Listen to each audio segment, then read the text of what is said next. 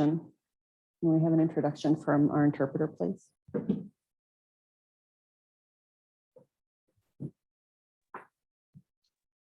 Hi, everybody. I'm here with the Community Language Cooperative. We're going to practice language justice and provide simultaneous interpretation in English and Spanish. Please make sure that you select your preferred language once we turn on the interpretation, and that will be on the globe that is going to show up at the bottom of your screen, but not yet, after we turn on the interpretation, and just select your language. If you are bilingual in English and Spanish, you don't need to select any of those. If not, please do so. And remember to speak at a conversational pace so that I can interpret everything. Spanish is 25% longer than English, so it'll take me a little bit longer. If we're going to be talking about something that is in the packets, please let me know where you're at so that I can follow along. Hola a todos, soy Andrea, estoy aquí con la Community Language Cooperative. Vamos a estar practicando la justicia del lenguaje y vamos a tener interpretación simultánea en inglés y en español para que todos puedan hablar y escuchar en el idioma en el que se sienten más cómodos. Una vez prendamos la interpretación, vas a ver un mapamundo en la parte inferior de tu pantalla, donde vas a poder seleccionar tu idioma. Si estás en tu teléfono o tableta, por favor, dale clic en los tres punticos donde dice More para poder seleccionar el idioma. Les recuerdo que hablen a un paso conversacional, que hablen cerca a su micrófono y se mantengan en silencio cuando no estén hablando. If you're on your phone or your tablet on Zoom, your interpretation options are going to be on the three little dots where it says More. And we are ready to start interpretation now. Thank you, Andrea. I'll call this regular work session of the Sheridan City Council to order for January 23rd, 2023. We have all council members present. And our first item of discussion is the 2022 end of year community development update. Thanks, Mayor. I'm going to turn it over to our able and very capable staff from our community development department to give you this. And I always enjoy this kind of year-end review that they do. It gives us a great picture of what we're doing in the city, where we've been and where we're headed when it comes to community development. So we're going to take our time, go through this. And if you guys have questions along the way, please just pipe up. They're very informal. I'm happy to discuss this. After that, I'd be happy if we have time left, I could do a manager's update at that point. And Clock's not is working. our clock out? Yeah, Our it's not clock working. is the battery died. Okay. But then happy to do that, Mayor, too. Okay, Thank you. Great. Well, hello, good evening. Thanks for allowing us to come and present some of the work we've been doing in the second half of 2022. I feel like it's been a while since planning was in to talk to council, so didn't want you to think we were not doing anything or being lazy. Yeah, so tonight, just wanted to walk through some of our current planning cases that we've got going on to include land development, major building permits, talk about some grant applications that we're working on or have submitted in the second half of last year, and some of our ongoing just general planning cases. So like Devin said, if you have any questions as we go along, just feel free to ask. Yeah, and then I'm going to have Ari come up here for kind of the second half and talk about some of the things he's been working on. So yeah, in terms of our current planning cases, second half of the year was pretty quiet. We only had a couple of site plans and plats in for review. And I think really what's happening is the interest rates are starting to get to our development community. So as an example, last year we had 14 pre-application meetings. We only did 2 of those meetings from July through December. So we had 12 in the first half of the year and then only 2 for the next 6 months. So definitely seen a drop off in development activity, I think because of that. The proposed Starbucks that was scheduled to go in on the vacant lot over here on the corner has kind of been put on hold as a result of those interest rate concerns. So we're not really sure what the status of that project is right now. It was in for review, and then the pricing just came back way over what the developer was able to afford at that time. So TBD on that one. When it comes to our major permits last year, I think most of our high dollar value permits were really down at River Point. So we continued to see quite a bit of growth down there. We had some new buildings that came in. We had the VRCC vet hospital that went under construction. We had Mile High Eye Institute that opened up in August. and we had Dutch Bros coffee. So some new buildings. We've also had some new tenants come into the inline shops. We're working with Sally Beauty right now. I think they got opened as of November. Real Cajun opened up. And yeah, so just I think the inline shops over by Burlington are pretty much fully built out now and occupied, which is great. So that's kind of what we've been working on for current planning and development and permits. Any questions about any of those projects before I move on? Did we got a CO for Sally Beauty then? Yes. Okay. Yep. They should be open and operational. I think that happened in November. So of course they're always trying to get open right before the holidays and catch some of that holiday shopping traffic. I knew they had some issues, but okay, good. And has anybody been to Real Cajun? I haven't. Come on now, you know I've been. No, I was going.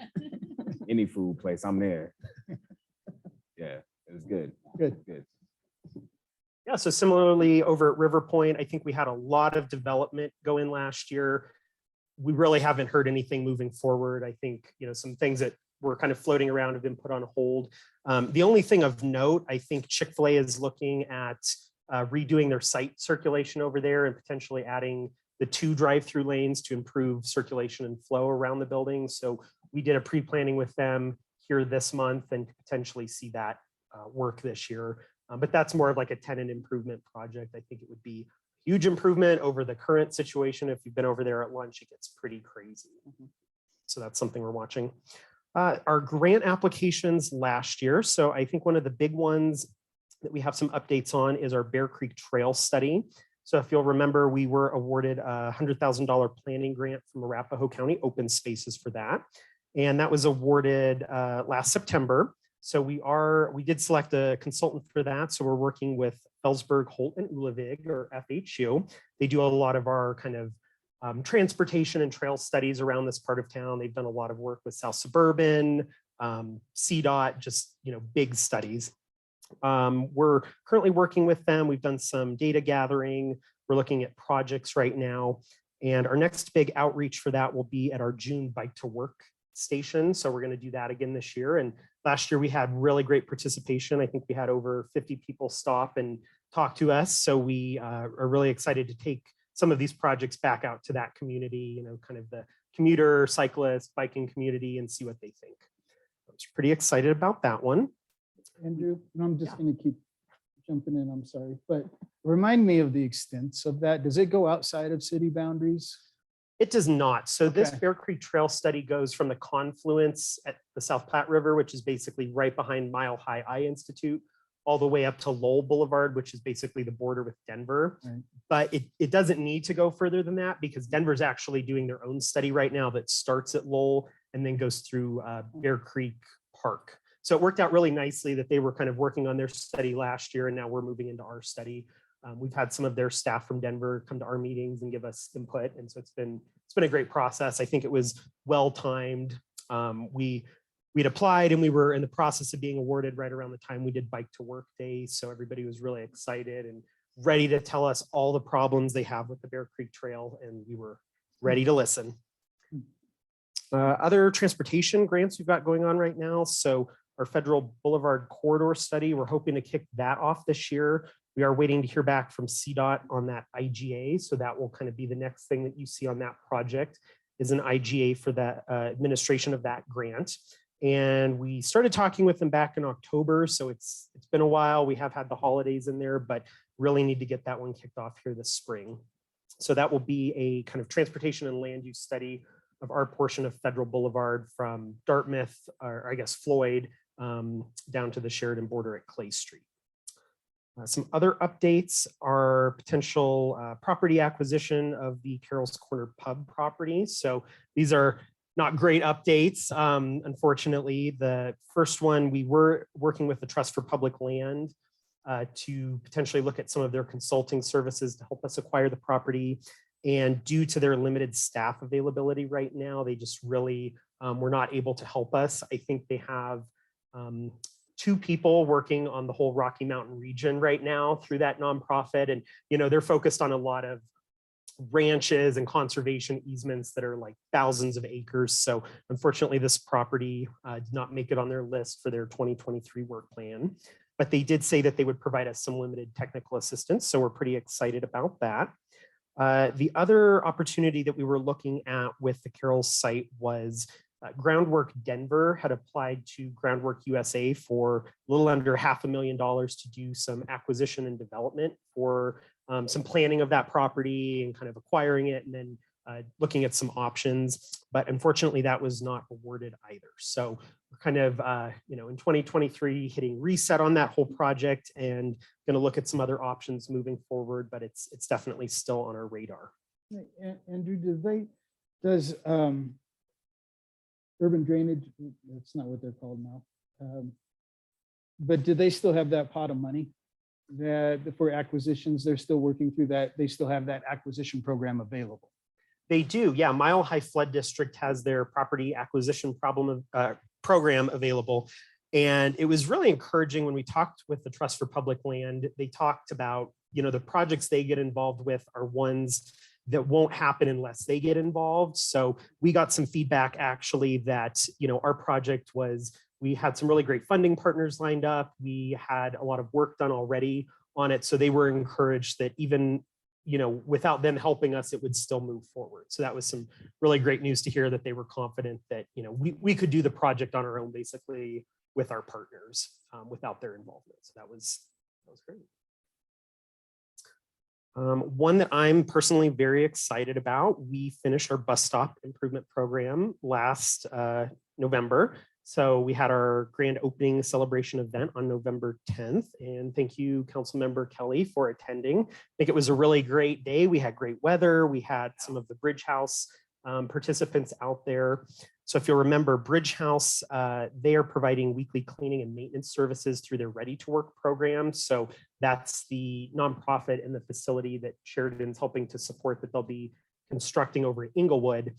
This program right now, they're actually basing it out of their Aurora program, but it's nice to kind of have some work lined up in this area for them once that facility in Inglewood gets open and operational. So we've been really pleased so far with the work they're doing.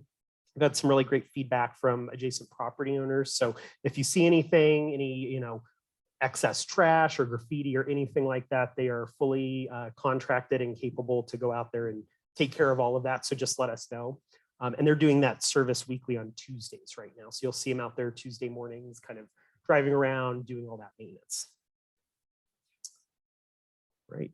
Some ongoing planning projects that are not grants. You're going to be hearing much more about it this evening, but we are still working on the Bonsai Flats Bonsai Nursery redevelopment project for affordable housing. This evening, we're going to be looking at the preliminary and final subdivision plats. And we're also looking at a site development plan right now. So that's for the actual vertical improvements to the property. And Medici Consulting Group, who is the owner and developer of that, is looking to be under construction by this summer. So you've probably already seen the demolition that happened there probably the first week of January. So they tore down the front building and they're kind of working their way toward the back of the property, but have definitely run into some delays with the weather here. So you'll just continue to see more demo over there. And kind of concurrent to that, we're still working with the Sheridan Sanitation District #1. So this project, as many of you might remember, it's a defunct sanitation district around like Federal and Kenyon. And the city is working with Sheridan Sanitation #1 and then with Valley Sanitation through another sanitation district, which is the Platte Canyon Water and Sanitation District. So we're working with them on potential rehab of the system, just getting it kind of up to code, and then hopefully dissolving that district and moving it into the Valley Sanitation district boundaries. So really what was the impetus for this was the Bonsai Flats project, but it's working out pretty well because, even though the city is going to contribute some money through our ARPA funds, really most of the costs of this lining project that's coming up are going to be coming from the bonsai tap fees that bonsai is going to be paying. So it was, it's great that they came in and, they have some funds, we have some funds, and we're going to get it taken care of. I don't know if you have anything to add to that. Yeah, it was actually on my update too, but so. Oh, sorry. No, that's good. No, I'm glad you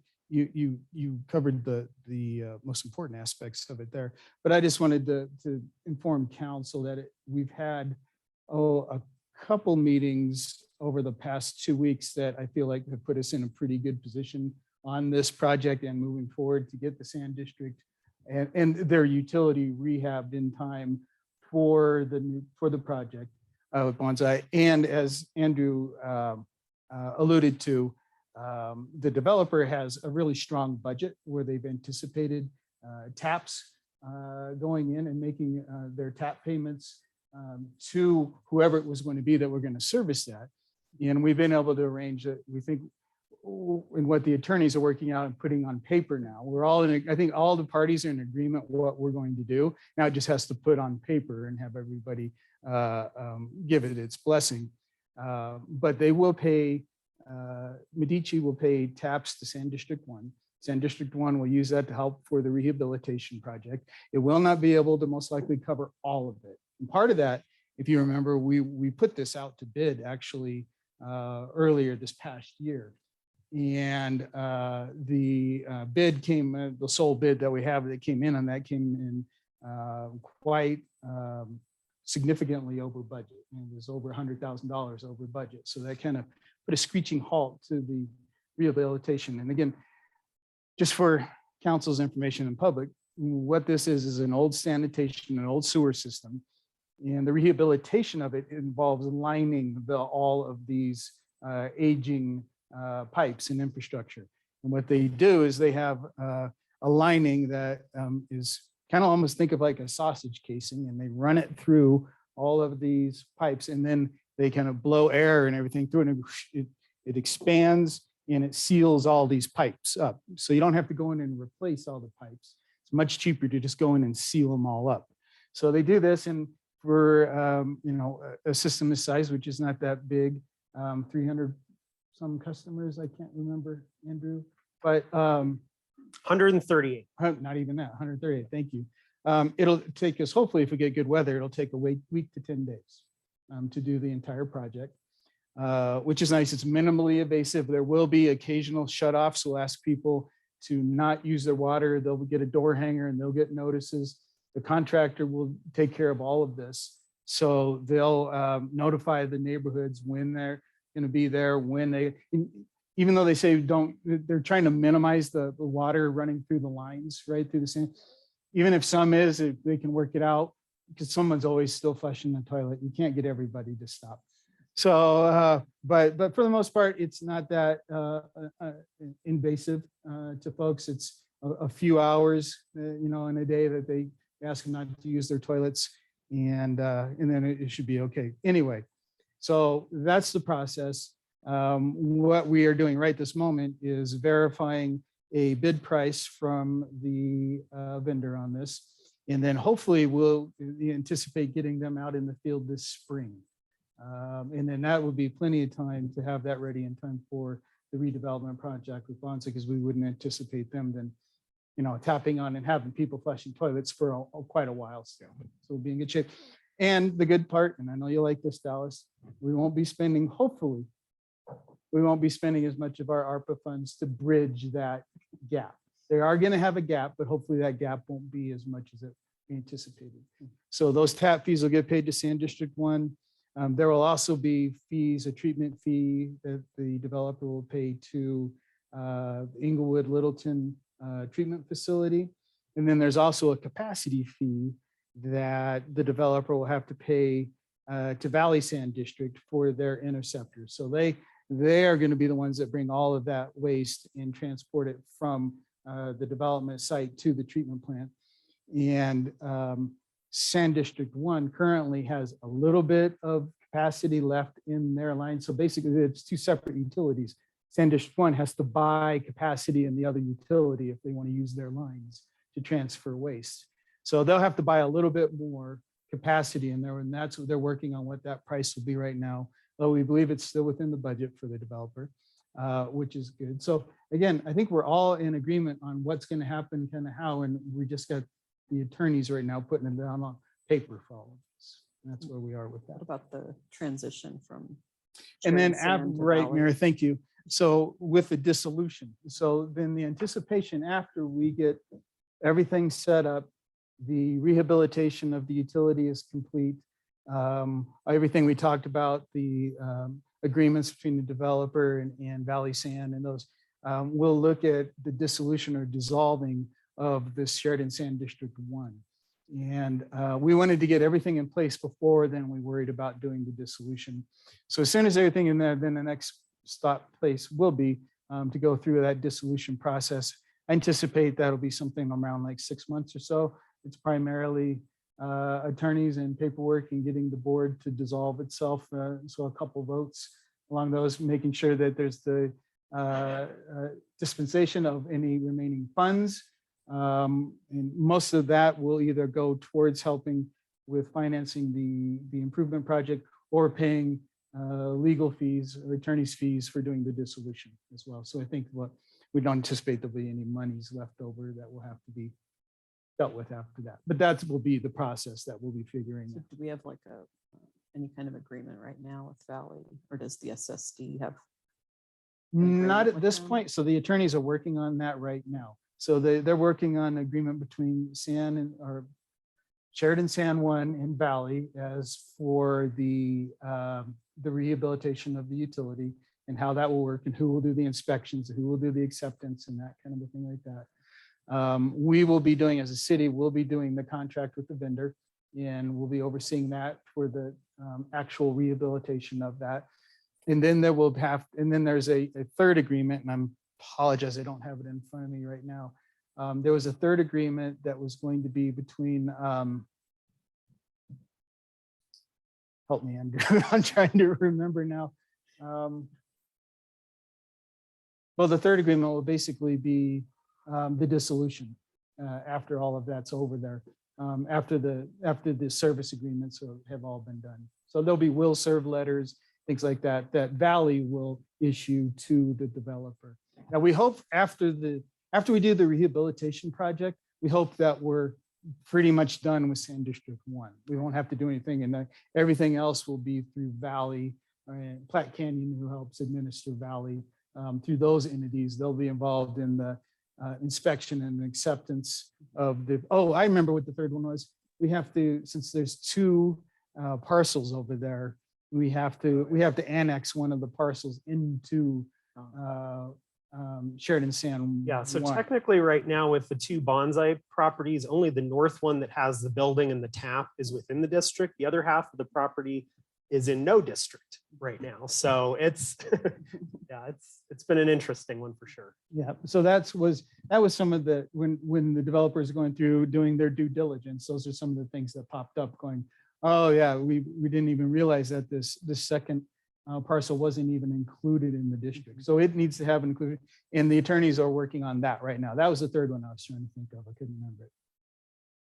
Okay, I think we Any went more off on that questions about tangent. sanitary districts? They are so interesting. I've learned so much through this I'm process. just excited to deal with the one that we have, that's all. Between that and our septic system project, which my next update, our internship program. So Nathan Rasmussen, he's a CU Denver master's student. We've had him working on a bunch of different things. One of those was getting all of our septic system records from Tri-County Health because, you know, they dissolved at the end of last year. So we got all of those paper records. We have those in our database now, and we've done some really great GIS mapping work with those to kind of show where they're located. We're also working with Groundwork Denver to do some outreach to people that are potentially still on septic to see, you know, why haven't they switched over to, you know, their sanitary district, what's going on there. So it's been a great project, and we're really excited to kind of have that data finally. So, you know, sad to see Tri-County Health go away, but great to get all those records in our system because we'd never seen some of these permits before, and it was really eye-opening. But yeah, we've got Nathan working on a couple of different projects. We have, you know, we had our project to digitize all of our city records. One of those record sets was our official development plans. We have about 35 or 40 PUDs in the city, and we don't have those development regulations online right now. So somebody has to call us and ask for those. We have to go find them and, you know, use a bunch of Dropbox links and emailing back and forth to get those to people. But I think we actually have most of those up online right now. So we're doing some quality control. But what'll be really great is with Nathan's work, you'll be able to go online. If you have a PUD property, you'll be able to click on it and actually download the PDF that has all of those requirements on it. So it's basically like everybody, it's like having 40 different zoning codes that you have to look at for all of those properties. So it'll be nice to have them in one place online. We've also got Nathan doing some affordable housing research for us. So that's been really great. He's been doing kind of an inventory of existing affordable housing in Sheridan. So just getting more data there and help with outreach at events. So we'll probably have them at least through this summer. So you'll see him at some of our Movie in the Park events, Bike to Work Day, National Night Out, some of those. And then really the last thing that I wanted to talk about before I turn it over to Ari is our Santa Fe PEL study that we've been working with CDOT and the other jurisdictions up and down the Santa Fe corridor. So if you'll remember, this is a CDOT-led study. So it stands for Planning and Environmental Linkages. I think that a typo in there. It is a study of the corridor that would kind of go before any major improvements to the road. So before they look at anything such as adding lanes or adding or removing access or multimodal improvements, they do this PEL study, and it really helps line you up for federal funding for some of these higher dollar projects that you really need federal assistance with. So that study was completed last July, and it's on the CDOT website now. So since we've completed the study, we're moving into a whole variety of kind of implementation projects that you'll actually see, and then additional studies that you won't see, but kind of go before making further improvements in specific areas. So the first set of projects is the early action projects. So we actually got funded for 2 of those out of the 4 for the entire corridor. So we got 50% of the early action projects. So that will be a new kind of multimodal sidewalk, probably underpass at the off-ramp loops by Ivana on the Platte. And then the other project is a sidewalk on the south side of Oxford over by River Point to kind of make that connection. So those projects, we're still working on those. CDOT is leading those. So we're kind of not sure what the timeline is for construction yet, but we'll be providing updates. We have 2 additional projects that have come out of this study. So the first one, CDOT themselves has decided that, you know, the trail is way too narrow under 285 along Platte River Drive. So this is where the Mary Carter Greenway goes back to being just on the west side of the river. And then it goes under the 285 bridge, and it's kind of sandwiched in between a railing and like the bridge infrastructure. And so it's very narrow and kind of dangerous right now. So CDOT got some money, and they've selected a consultant that's going to be looking at some potential improvements there with widening that whole area to kind of move the road over and free up some more space for the trail. We actually have a meeting about that tomorrow. So that one is in process.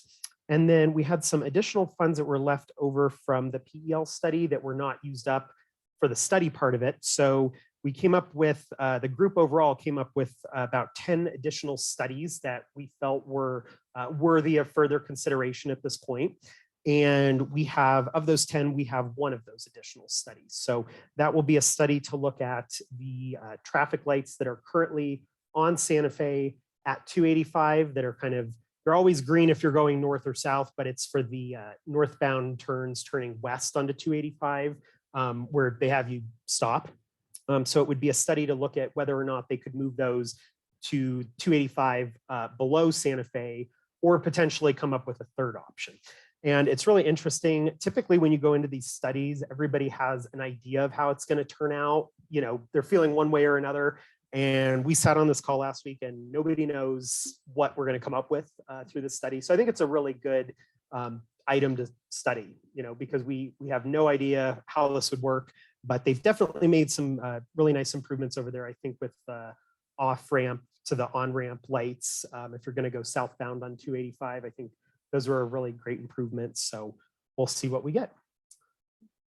Yeah, maybe you said it and I missed it. I apologize. But for the new sidewalk connections on that, when do they anticipate starting that? Do you know?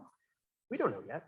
No, okay. Yeah, so there, I think. I didn't know if it was in the pipeline yet or really. Yeah, so those three sets of projects, like I said, they're all on different timelines. So the first two that I talked about, those are grant funded. So the money's available. They just have Right. to figure out, is CDOT going to lead the project, or are they going to turn it over to a contractor to kind of initiate? And then the other two, again, everything's funded that I talked about. It's just kind of figuring out time. Good.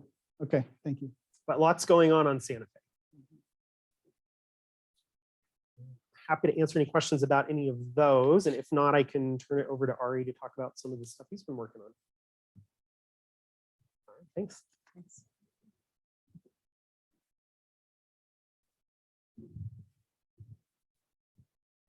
Good evening.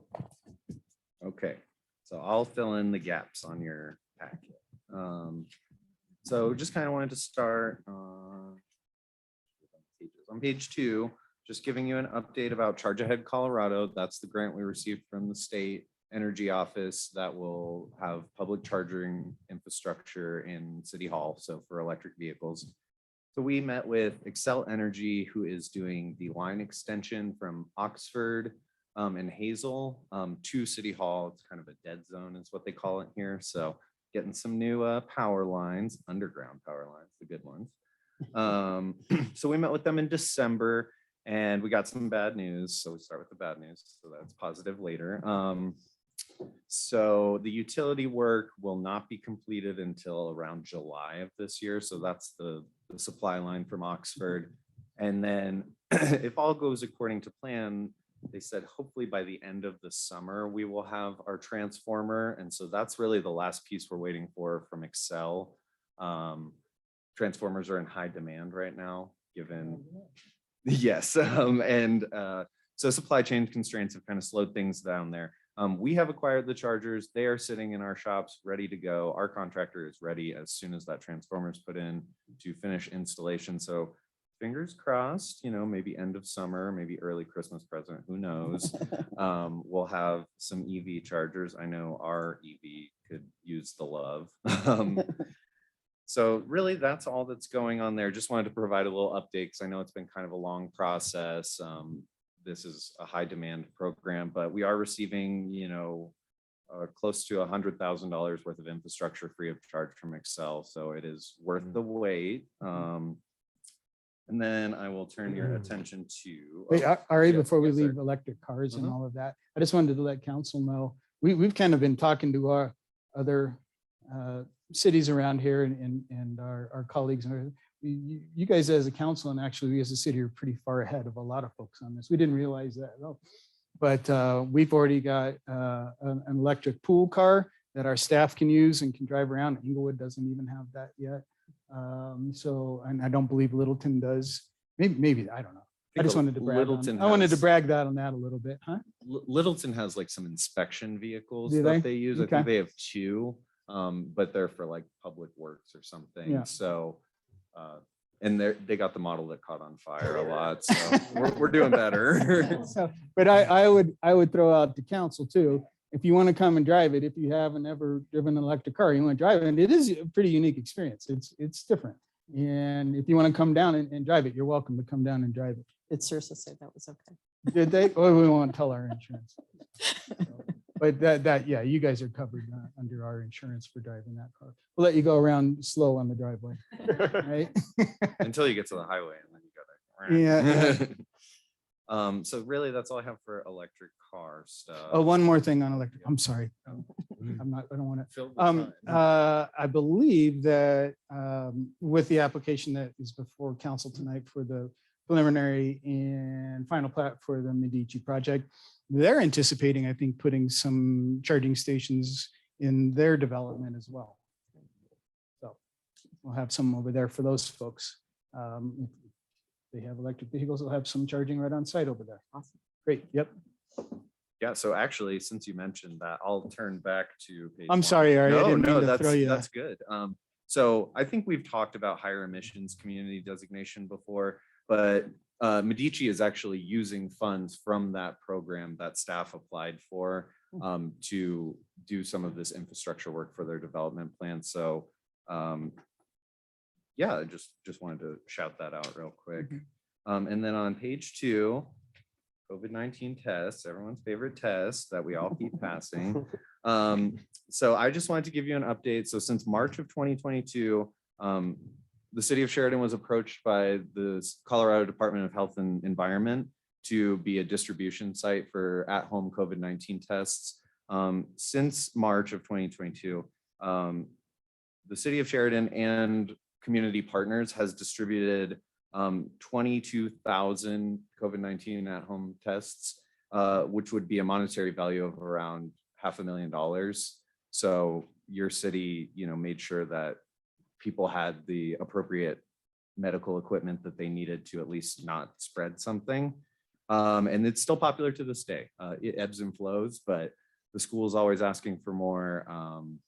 And yeah, we just have them right at our window and people are there every day. I fill it up at least once a day. So just wanted to let you know. And then I got that monetary value. I do sampling just like online to see, what people are charging. We all go to King Super and Safeway and stuff. And you see it, I mean, $20 a test. So that's money in, our community that they can spend on more important things like getting that Chick-fil-A drive-through line nice and long. So, and yeah, so now I just wanted to touch on the tree planting campaign as we're referring to it for now.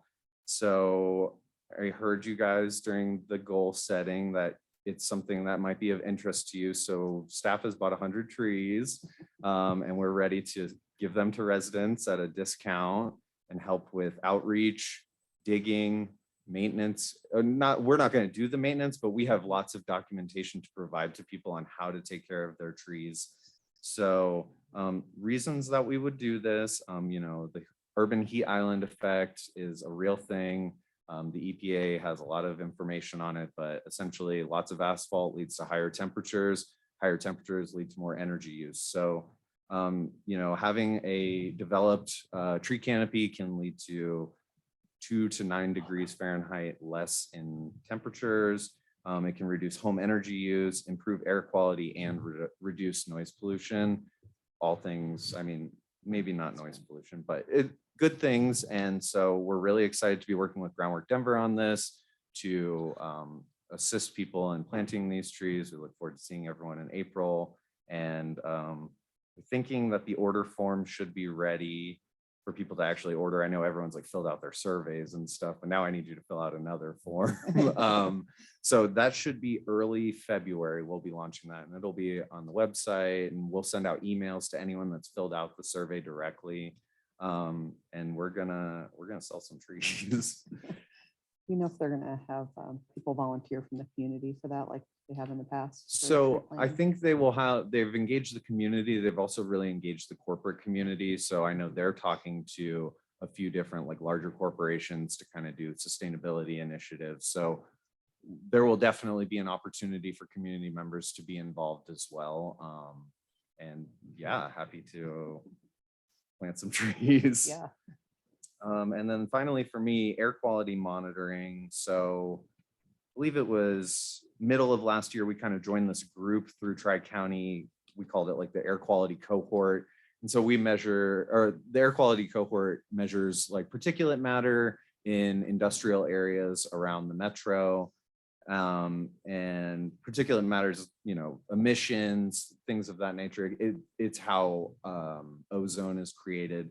But we got an update from them because with the dissolution of Tri-County, we weren't sure what was going to happen with that. So Tri-County wrote in Adams County Health Department as they were being created as kind of the next in command. So Adams County will be managing this grant. The air quality monitors in your community will continue. They're actually going to get an upgrade this year. So they will be monitoring nitrous oxide, I believe, or dioxide. I'm not sure which one, but kind of the similar thing. It has negative impacts on young people's lung function and older people's lung function. So we'll be seeing that happening this year. And then kind of a little just branding update. Well, there's going to be a new website. There's going to be an app, so you can just download the app. You can pick the air quality monitor closest to your home and it'll send you notifications. So that'll be kind of nice.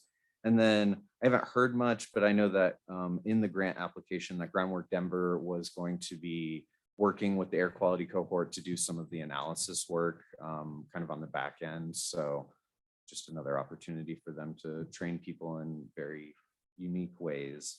I am happy to answer any questions. That's all I have for you this evening.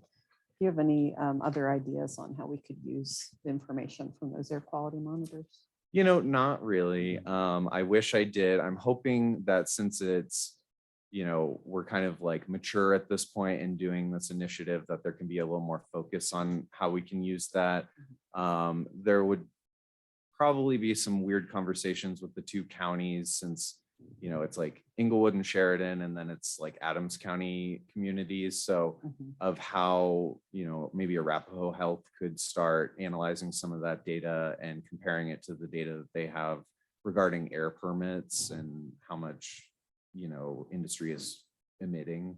So we're still kind of, I know next meeting in February, that's a lot of like brainstorming, like what we're going to accomplish this year and branding. So not sure yet, but we'll definitely keep you updated. Thanks. Yeah.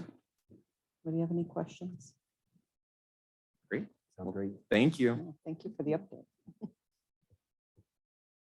And I had one more update that I forgot to mention because I didn't have it highlighted, but our GoCo Inspire grant. So before this meeting, Devin was asking me kind of, you kind of see the numbers on an annual basis and what do they mean and how much have we spent through this grant and received in grant funds. So some really great updates with the GoCo Inspire grant over this past year.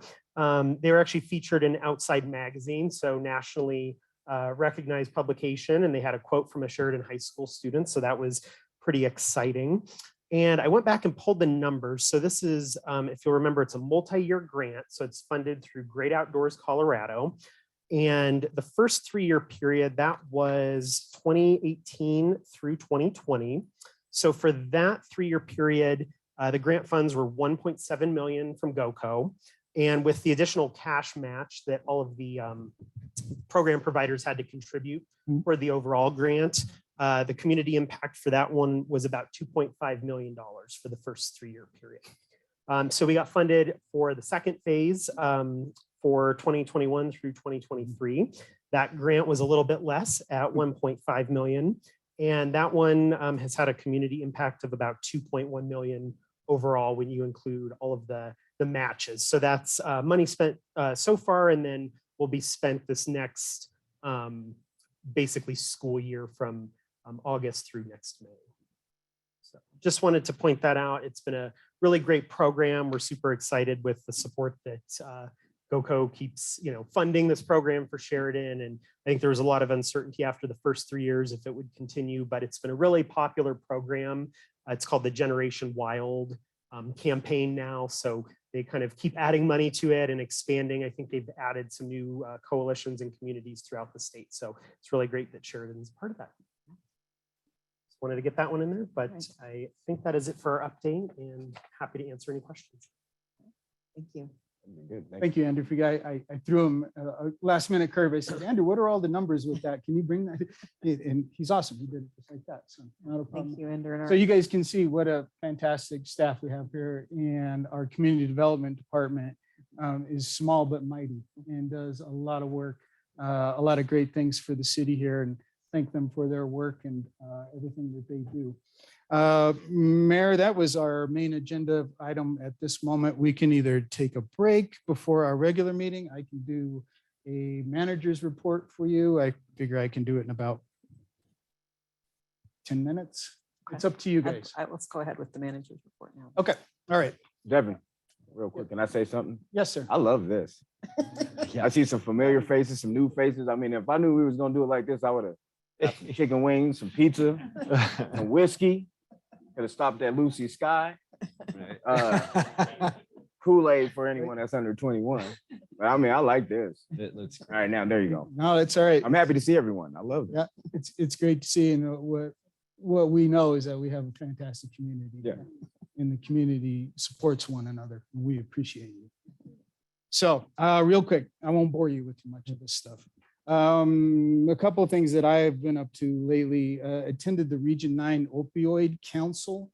As you know, I'm our representative onto that council. They are in the process right now. So very quickly. They went through an initial process of determining how they're going to function, how they're going to operate. And then the next function was trying to decide, okay, we've got a large amount of settlement monies coming in. What do we want to do with them? What are our priorities? They have, and this is probably over the course of 3-4 meetings, they've set up 7 priorities, I believe it is now. And let me, didn't write, okay. So the Region 9, this is the Region 9 spending plan for the first 2 years of the opioid council projects. The main and the biggest project will be a residential detox facility. And over the first 2 years, we'll spend almost $1.9 million on bringing that online. The next program is a sober living transitional safety zone program. Over the first 2 years, that'll be about $275,000. The next program will be a full service walk-in center, and that over the first 2 years will be about $730,000. Then there'll be a peer navigator program. That's going to be about $355,000. A harm reduction program that's going to be around $265,000.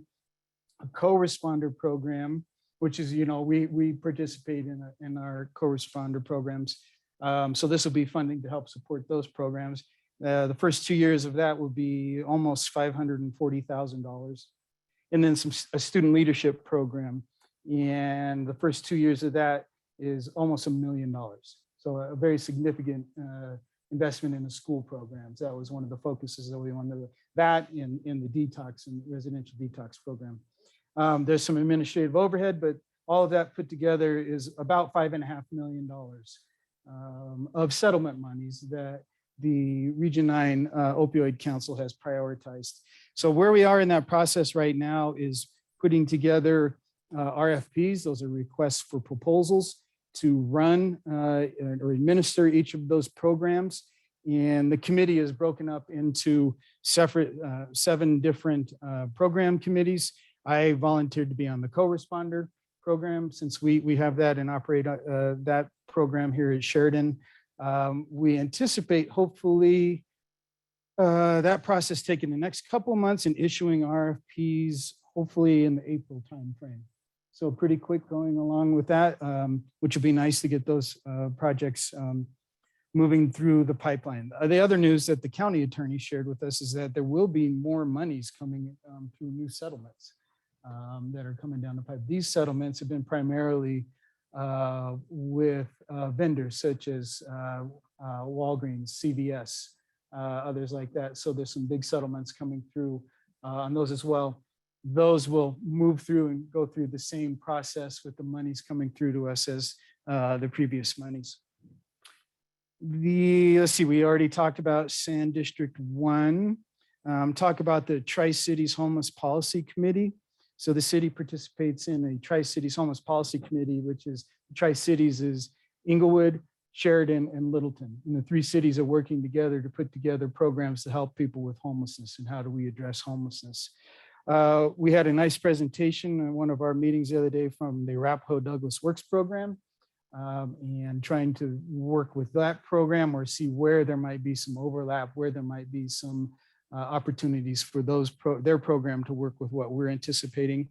Our biggest thing that program or that group, that Tri-Cities group is working on right now is putting a navigation center. This would be a navigation center, a center to help folks that are experiencing homelessness and help them figure out what they can do to help themselves.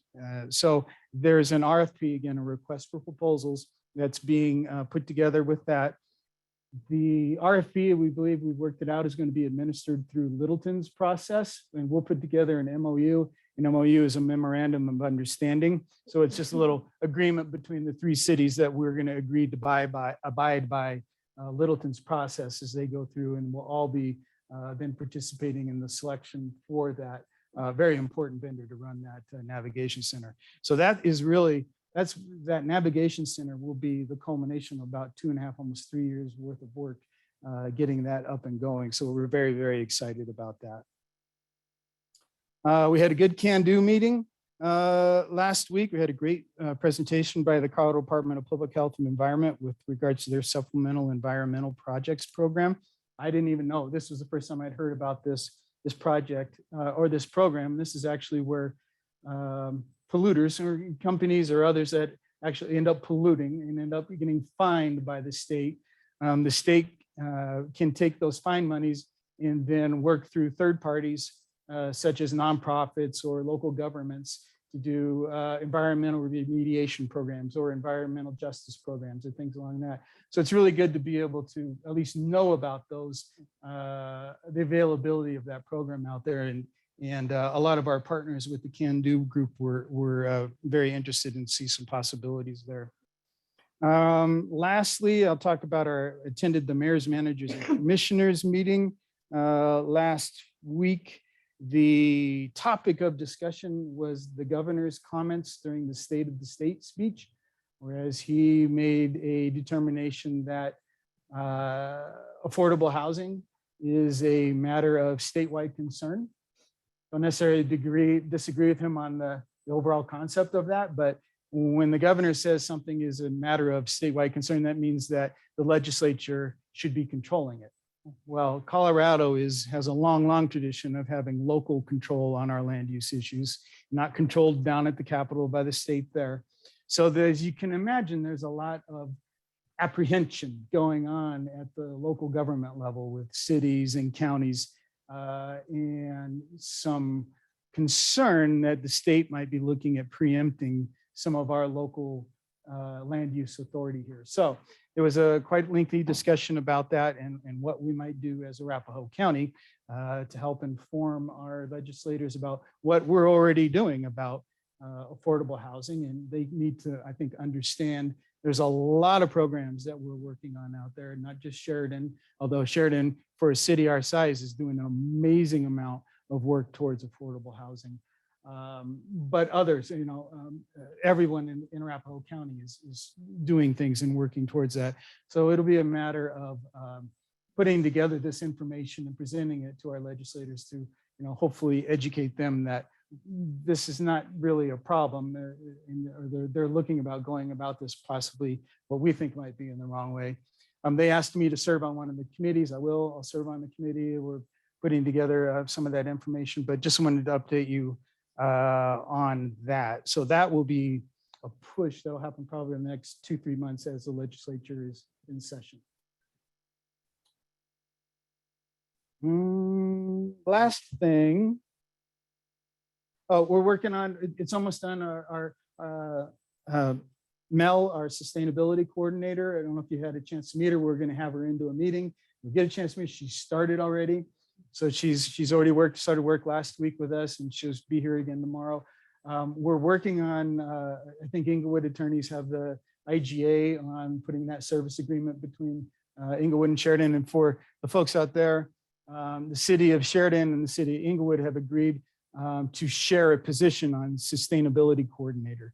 The sustainability coordinators work on a lot of things like Ari was talking about, electric vehicles and tree planting programs and things to make our cities and our communities more sustainable in the long run.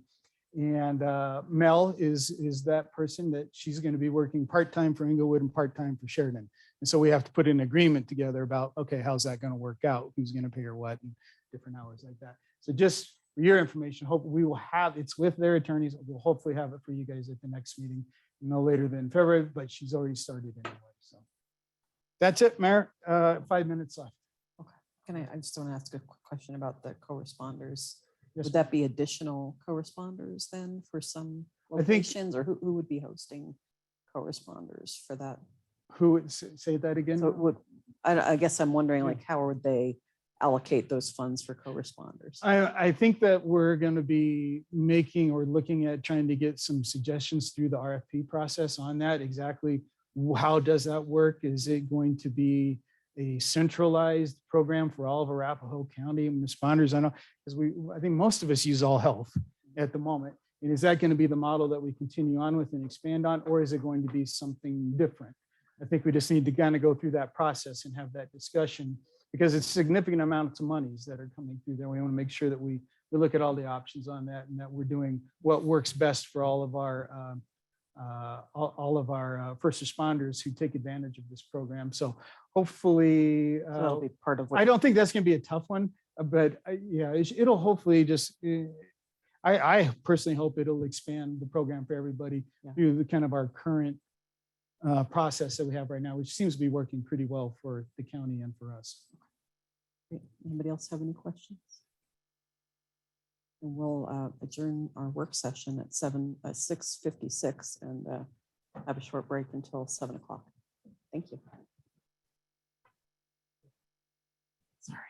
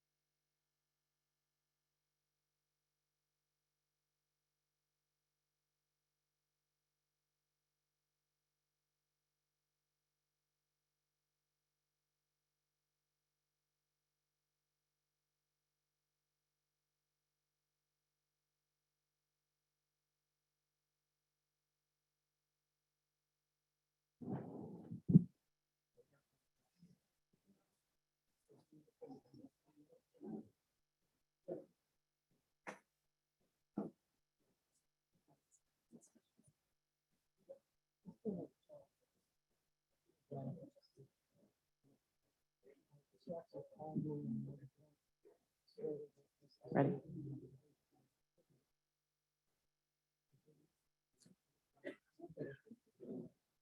Okay. Good evening, everybody. Thank you all for coming. It's nice to see a full house here tonight. Can we get started with an introduction from our interpreter, please?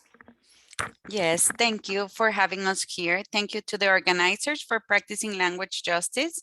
My name is Viria Sosa, and I am here with the Communal Language Co-op, and we are here to help create a space for language justice.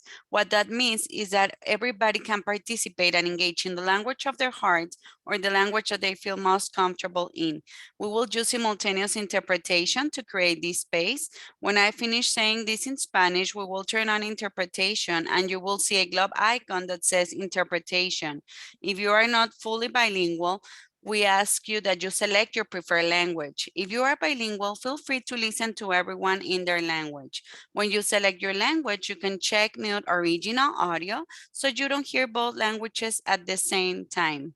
Hola, buenas noches. Muchas gracias a los organizadores por tenernos aquí, por practicar la justicia del lenguaje. Mi nombre es Viria Sosa y estoy aquí con mis compañeras de la Communal Language Co-op y estamos aquí para ayudar a crear un espacio donde todos puedan participar e involucrarse en el idioma de su corazón o en el idioma en el que se sientan más cómodos. Usaremos la interpretación simultánea para crear este espacio. Cuando termine de decir esto, activaremos la interpretación y verá un icono de globo que dice interpretación. Completamente bilingüe, le pedimos que seleccione su idioma preferido. Si es bilingüe, puede escuchar a todos en su idioma. Cuando seleccione su idioma, puede hacer clic en silenciar el audio original para que no escuche ambos idiomas al mismo tiempo. Thank you very much. Please go ahead and turn on interpretation. Muchas gracias. Thank you very much. I'll call to order this regular meeting of the Sheridan City Council for January 23rd, 2023. The time is 7:06 p.m. I have all council members check in.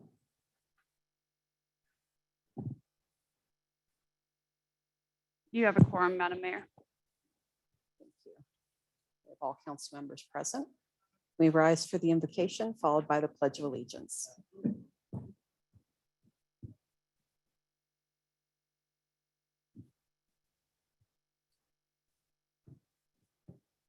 Heavenly Father, I'm just so grateful to live in a city that actually understands what community is, Lord. You've called us to live in community, to love one another.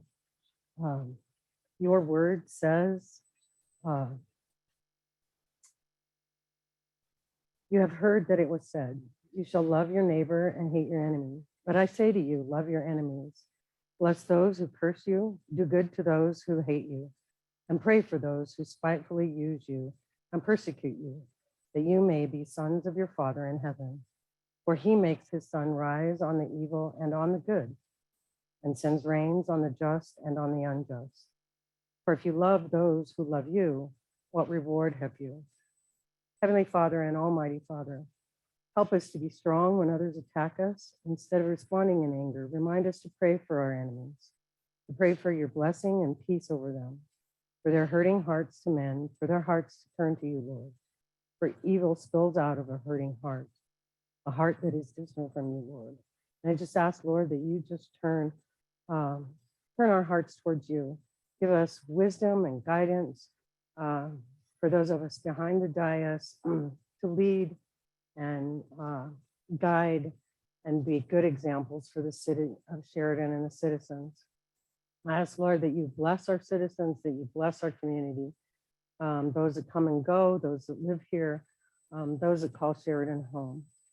We ask for a special blessing over our police chief and his staff and the police officers who protect us, for the EMTs and the fire who also keep us safe and come to us when we're in need. Lord, we ask that you just continue to pour out your blessings over the city of Sheridan, over our staff. And we will give you the praise and the honor and the glory. In Jesus' name we pray. Amen.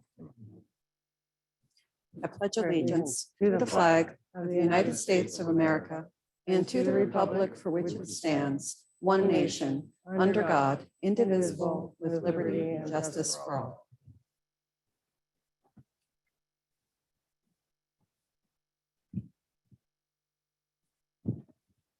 Tonight, I'm going to move our first public comment to the end of the meeting so that we can get through our business for tonight. Do we have any other changes to our agenda tonight? No changes to the agenda, Madam Mayor. Thank you.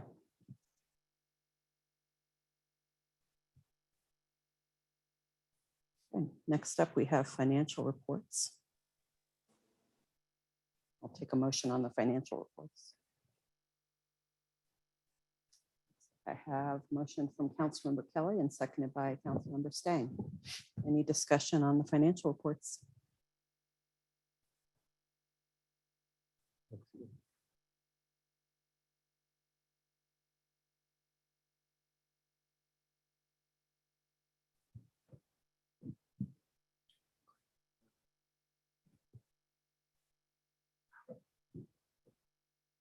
The vote is passed.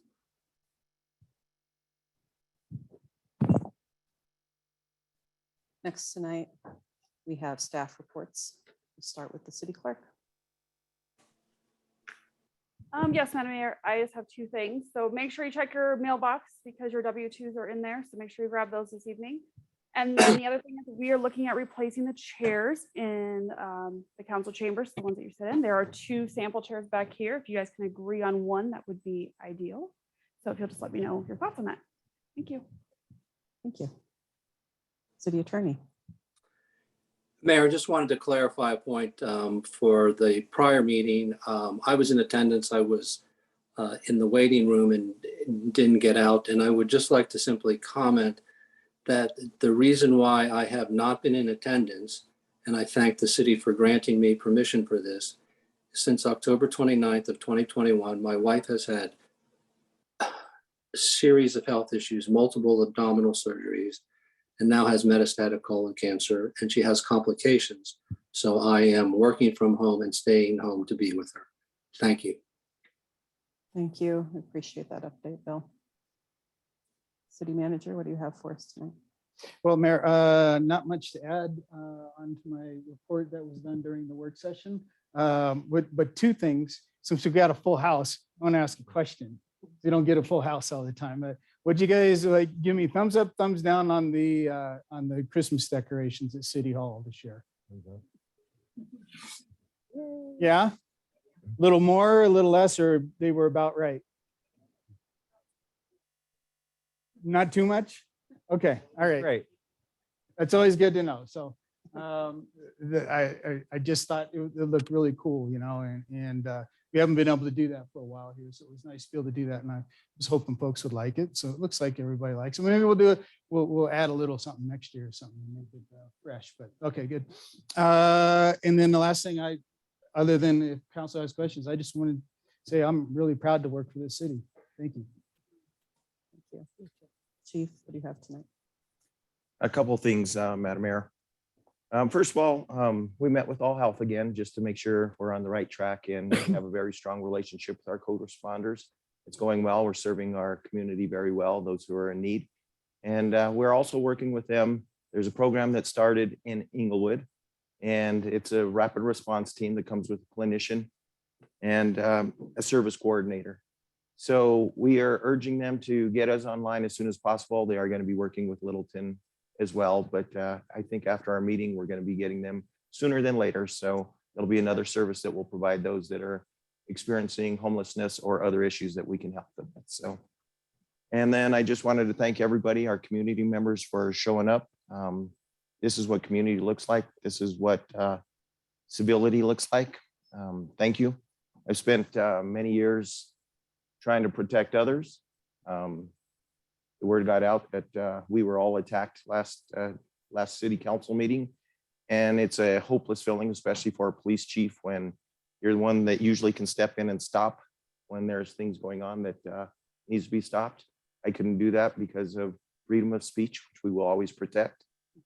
However, the individuals that showed up today show that there are limits to free speech as well, and they're willing to step in the line when need be. So to all the community members, family, friends, all of you for being here, thank you from the bottom of my heart.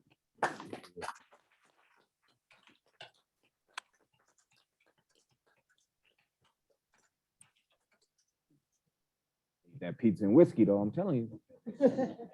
Just saying. Y'all gonna be coming like this. Okay. All right. We're going to go on to the minutes of the regular city council meeting, January 9th, 2023.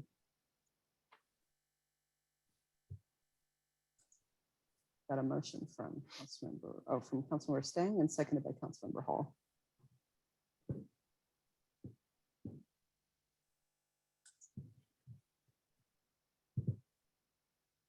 Vote passes unanimously. Next, we have the consent agenda. We have A, authorized disbursements that have been or will be made from January 1st, 2023 to January 15th, 2023 in the amount of $503,721.74 per the referenced and attached transfer of funds. And B, resolution number 5 of 2023, a resolution of the City Council of the City of Sheridan, Colorado, amending Rule 3A of the City of Sheridan Council Rules of Procedure regarding the order of business meetings.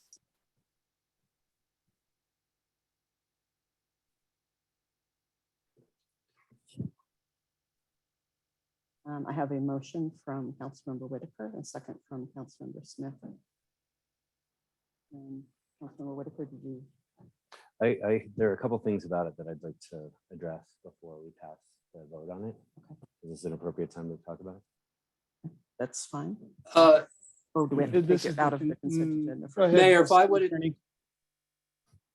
Go Devin, ahead, are you Bill. gonna then address, if you want to do that, then you have to pull something from the consent agenda and then discuss it separately. You could have the opportunity to, if you wanted to share comments on it or something during the council member comments section of it. Otherwise, you'd have to pull it off of the consent agenda. Yes. So when would be the appropriate time then? When, right before we vote, or at the council member choice section? Is it what you shared with me? Was it that or something No, else? Oh, okay. no. You have questions There's some about of the wording in it that I think we could easily change to make it better.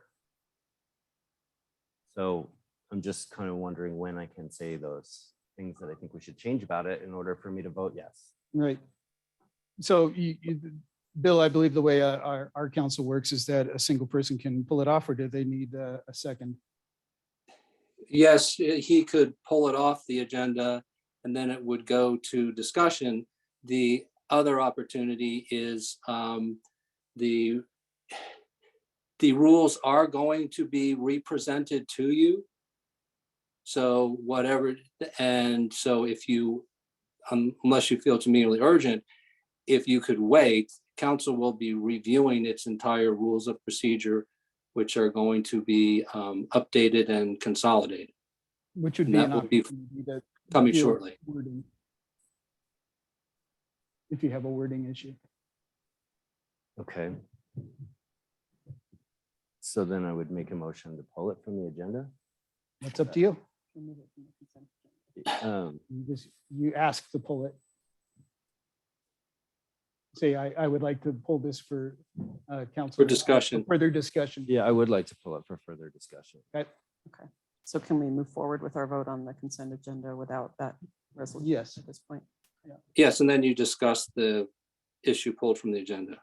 Okay. We have a vote.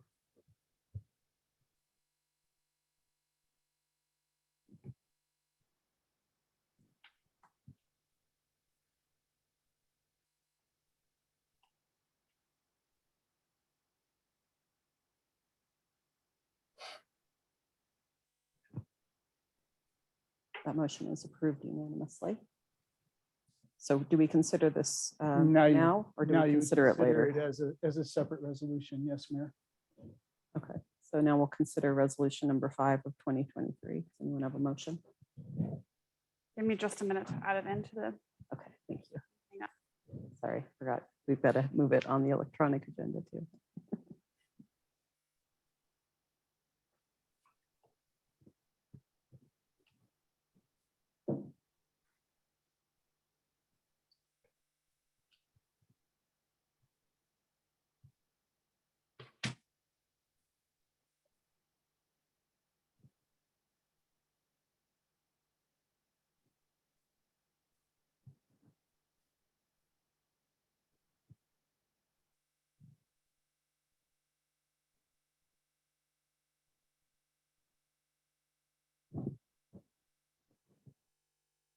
that resolution's now open for discussion.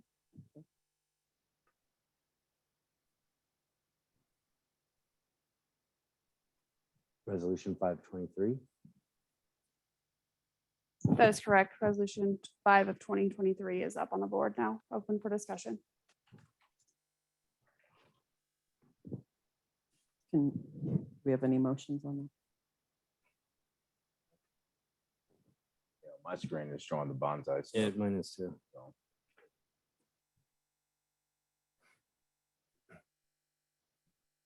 We have a motion by Councilmember Stang, seconded by Councilmember Daigle. So discussion, please, on resolution 5. Yeah, so if you locate on page 38 of our packet, if you locate the fifth, whereas, where it says whereas on the page, you locate the fifth paragraph.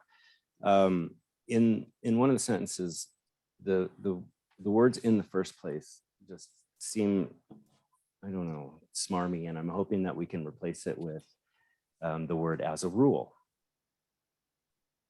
Mayor, may I make a comment upon that? Yes. The whereases are not part of what's being changed. The whereases are merely introductory and advisory. They're not what's being changed within the policy. That's But- what I'm requesting, so that But the that's not- fifth and sixth paragraphs don't contradict each other. And I'd also like to, look at if 30 minutes is too short. If everyone wanted to speak here, 30 minutes wouldn't be long enough. And I'm wondering if we can include some wording that says, maybe we can choose to extend it if there are enough people that want to speak that aren't, just talking about redundant Go ahead. stuff. And council has the authority to do that already. Yes, So you wouldn't need to include it in this. Okay. So you can always, as mayor and council, you have the authority over your agenda. Right? So you can move things around, you can add and subtract time, you can do those kind of things. And you can do that for each agenda, really, as it goes, as long as the rest of the council all agrees. with it. So it would be, as long as there was no objection, then you can do that. Right. So you already have that ability to do that. So if you were to have, what a lot of cities do that have limits on their public comment periods, such as Denver, such as Boulder, such as other, quite a few cities do that. Otherwise, that's all they'd have would be public comment the whole time. What they do is they will allow that. They'll have a set designated period. And then if they see that they need to add additional, they will do that. And they have the ability to do that through, simply with council permission. so Devin, to add to that, this is Bill, what they have the power to do, they have the power to suspend and temporarily amend the time period. That's what the rules allow them to do. Okay. So that's already in the rules. Okay, good. Mhm. In this document, though, in the fifth paragraph, it says whether it be at the beginning or the end of the meeting, and then in the sixth paragraph, it says that it would be moved to the end of the meeting, and Are you speaking of the whereases again? yeah, Okay. that's what I'm. Again, those are descriptive. That's not what we're changing. It's that language will not be in the rules and procedures at all. The only Yes. language that'll be in the rules and procedures are what's below Rule 3, order of business. That's the changes that we're making. That's it. So the whereases are just, you can almost think of the whereas as it's kind of the explanation or the background information on what you're doing and why. So you can change the whereases, but it doesn't change any of the what you're adopting. Well, and as Devin, I mean, to follow up, the part you can amend is not the whereas. I mean, it's just the content. And as you've explained, the content is what's approved. The content is what's approved in the resolution, not the whereas clauses. So this is kind of like the staff would write up the whereas Yes. parts of it. And if it was a staff report, you wouldn't amend the staff report. Right. You would amend anything that you're adopting. And all you're adopting is the changes to Rule 3 order of business. Okay. So once this is adopted, the whereases and all the language will not be anywhere to be found other than in this packet. Just like if it's a memo or a staff report. Does that make sense? Yeah, somewhat. I just, the wording itself is what caught me up. Okay. And I would think it's what could catch other people up too. But if it doesn't make it into the final resolution, I guess. It doesn't make it into the rules and procedures. Correct. Anybody else have discussion on?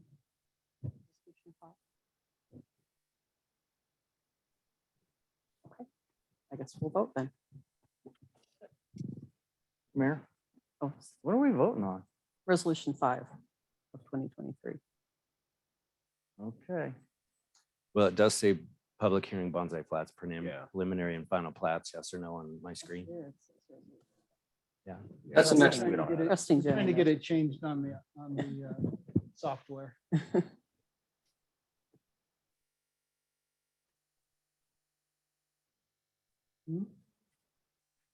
It's saying it on yours. So we have it, just so you guys know, it shows up on the clerks, but it's not making it over onto that screen right now. So you can go ahead and take your vote, and I would just do it as a voice vote, and you can record it here. Or can they? Did it? They can go ahead, it's voting Okay. in. Yeah. Just did it. Okay, I think you're good now.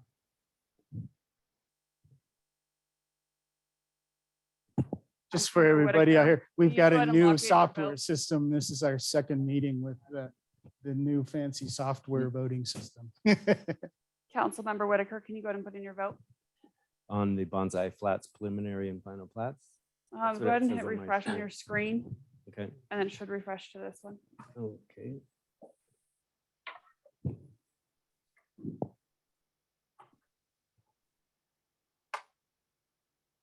There's no refresh button.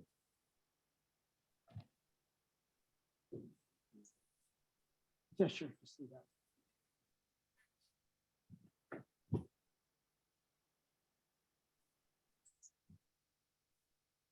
All right, for old time's sakes.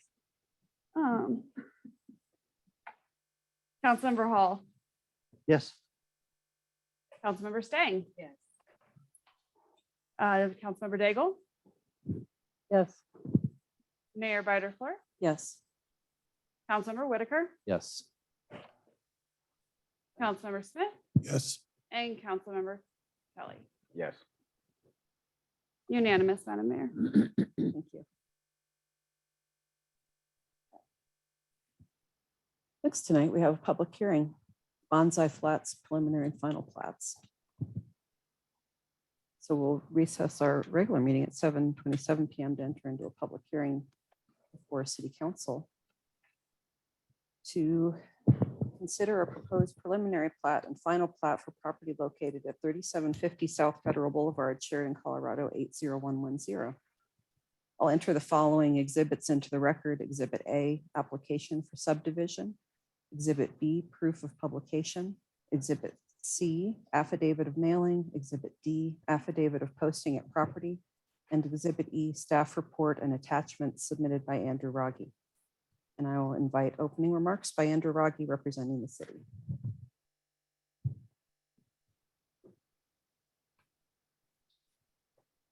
Great. Well, thank you, Madam Mayor, and good evening again, Council. As the mayor noted, this evening, we're going to be looking at an application for a preliminary and final subdivision plat for the bonsai nursery property. To get us started with some background on this preliminary and final plat, the property was rezoned to the MXC district in June of 2021. However, the property has never been legally subdivided before. And the city requires that property be legally subdivided before the city can issue building permits for new development.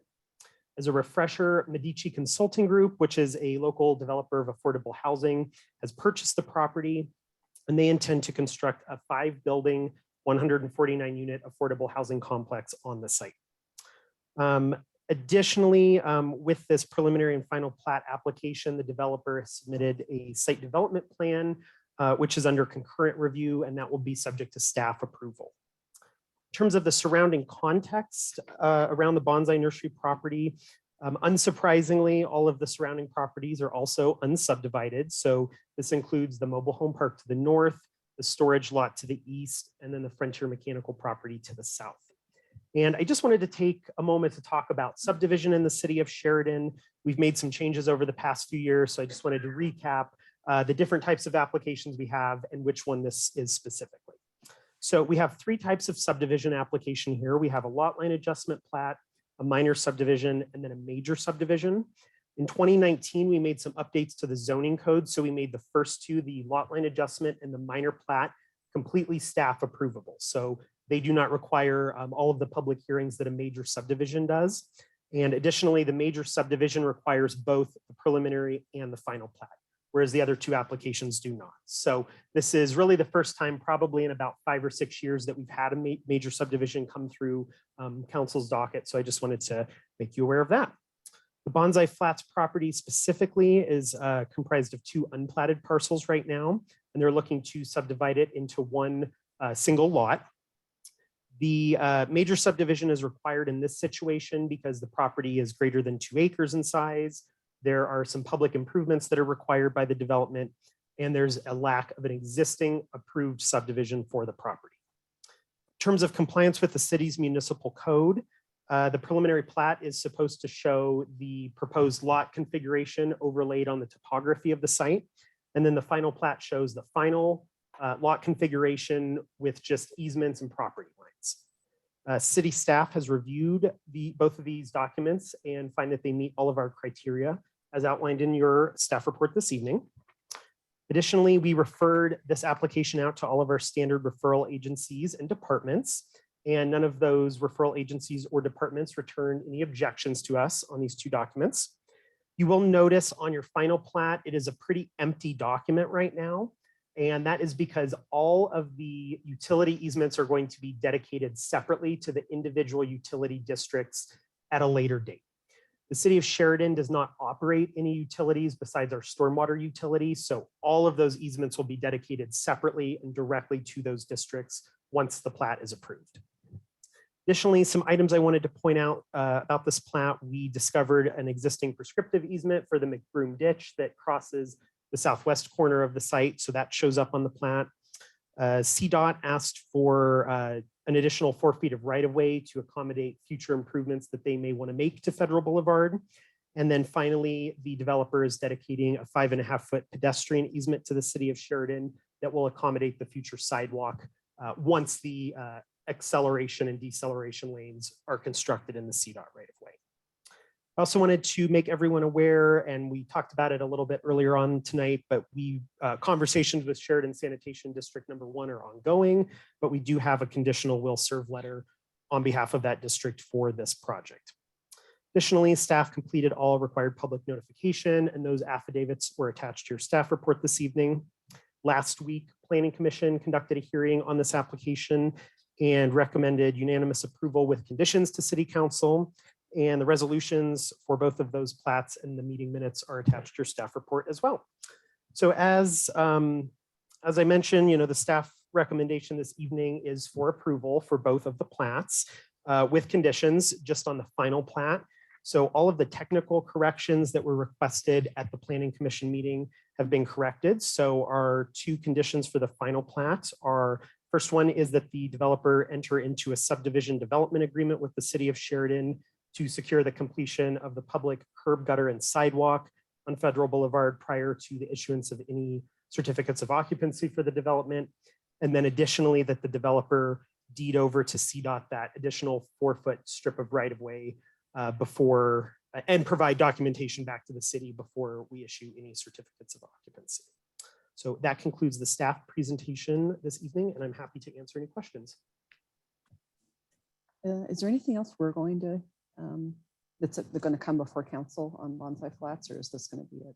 Sure, that's a great question. So not on the entitlement side of things. So the entitlements are basically all the approvals and permissions they need to actually go out and build the project as presented. So that includes plats, site plans, building permits, any sort of city approvals. So this would be really the final entitlement approval for the project. I can tell you that we are working separately with the developer on an economic incentive agreement.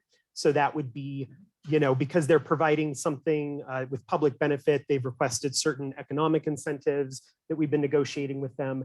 That is a separate agreement, and we are still working on that. So I think we tentatively have that scheduled for February 13th, but that is just a financial agreement. So nothing related to the actual approval of the improvements as presented.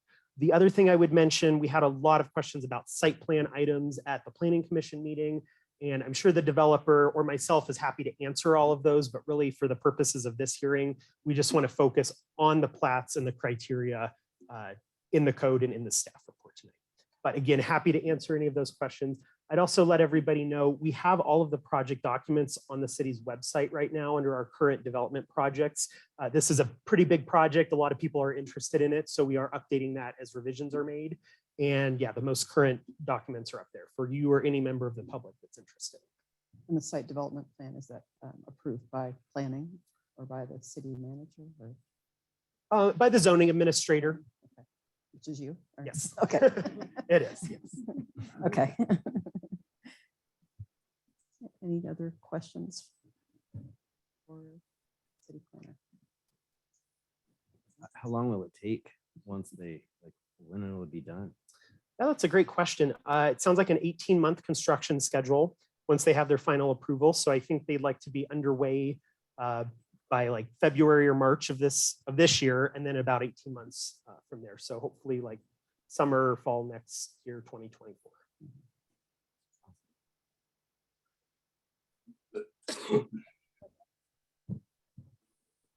Okay. Then we'll invite remarks by the applicant. Please come up and.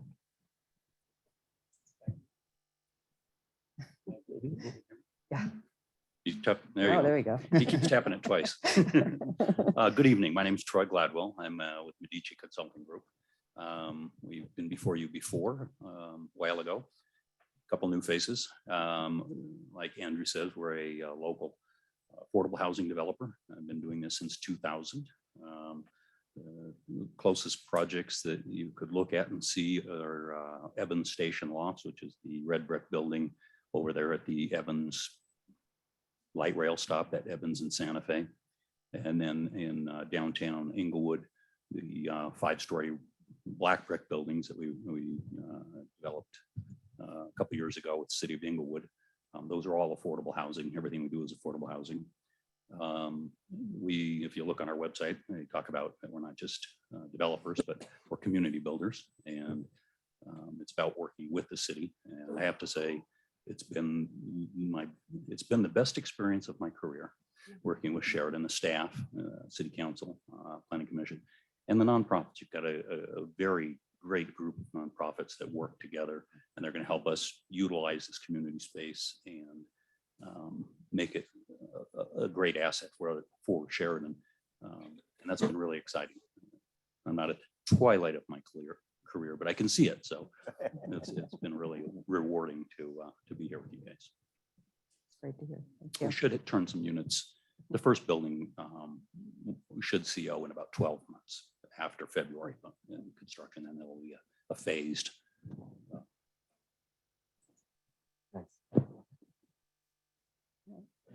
Any questions right now? All right, thank you. Thank you very much. Do we have any comments from our staff or any planning commission members or our attorney? No comments at this time, Mayor. No comments, Mayor. Thank you. We have an opportunity for public comment on this topic from citizens or interested parties. I have Daniel Stang already on the list, so you're first up. Please introduce yourself. There you go. Just for the record, I'm Daniel Stang, 3398 South Elliott Street. I'm also here, work for a nonprofit that is actually involved. I wanted to commend Troy on the work, his openness, his willing to participate, like he says, building community.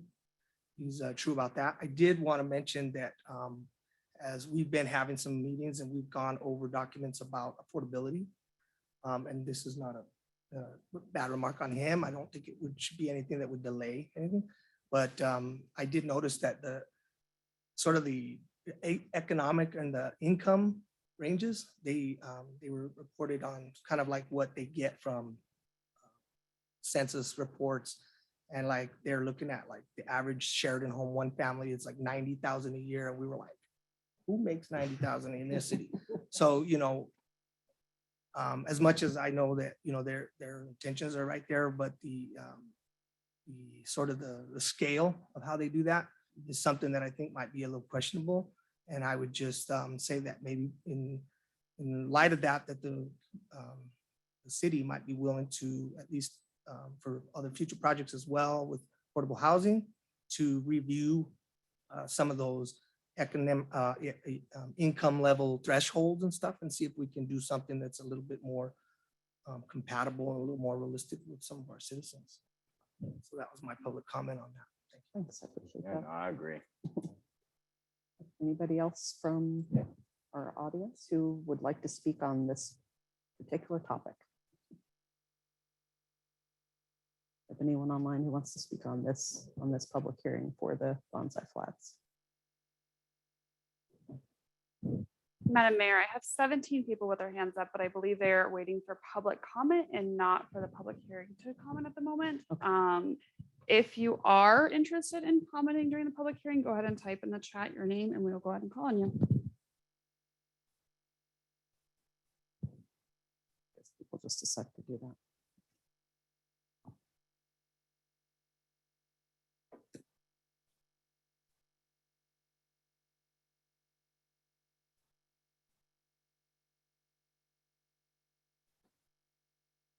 All right, the first one we're going to go ahead and recognize is going to be George White. We're going to give you permission to talk.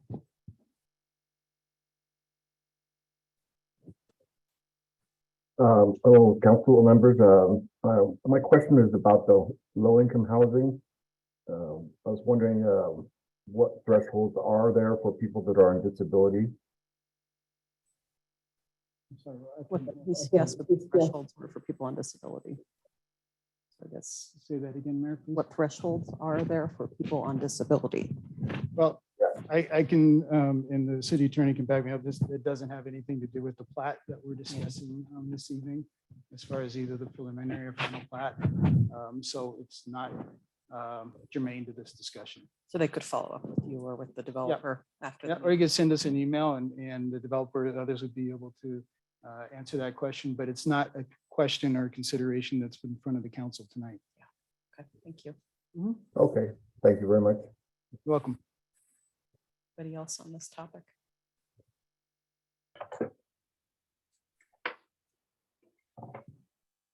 Next, I have Aurora Transparency.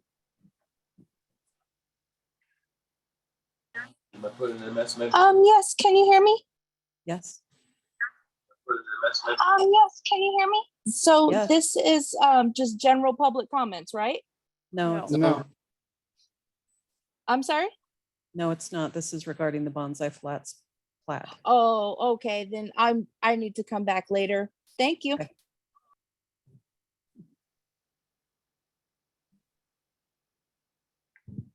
Next one I have is Gani Nadru.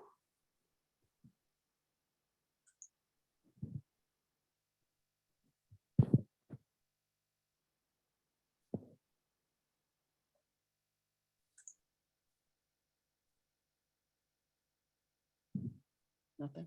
Gani, Hi, are you can there? hear me? Oh. Hi, can you hear me? Yes. Hello? Yes. This is for just the topic that you guys are on at the current moment, huh? Not for Yes. public comment? Correct. I'd like to come back for public comment, please. People online don't need to let us know if they're going to come back for public comment later. Please only let our clerk know in the chat if you want to speak on the Bonsai Flats preliminary and final flats.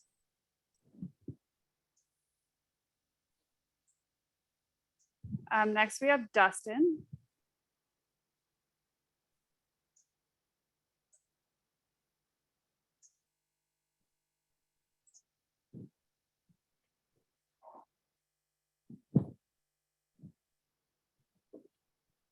Dustin, are you there? Yes, I'm here. I would also like to make public comments when the time comes. I do apologize. No worries. Are these people actually writing in the chat that they want to speak on Bonsai Flats? If they're not, let's just move on because you don't seem to. I don't see any at this time, Mayor. Okay, let's move on then. Any questions from the council? Anything else you've thought of? Okay. Excuse me, I do. Yes, I go do. ahead. When we first looked at this, I thought there was a proposed roundabout in the driveway. But am I wrong? Am I right? Did that get changed? Maybe I'm wrong. Yeah, so we've looked at a couple conceptual plans for the site. So we started probably December of 2020 with some conceptual plans at a pre-application meeting that I think showed kind of like a concrete circle in the front, right when you came in the entryway.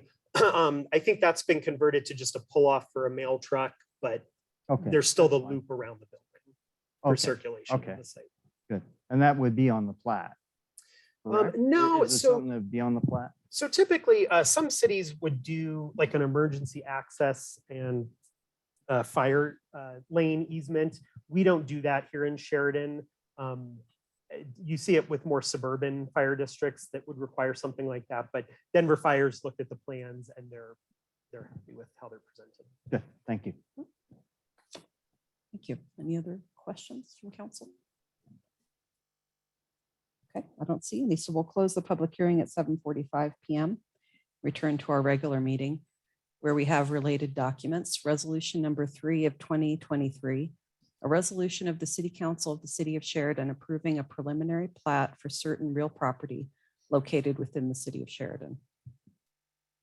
I have a motion from Councilmember Stang and a second from Councilmember Smith.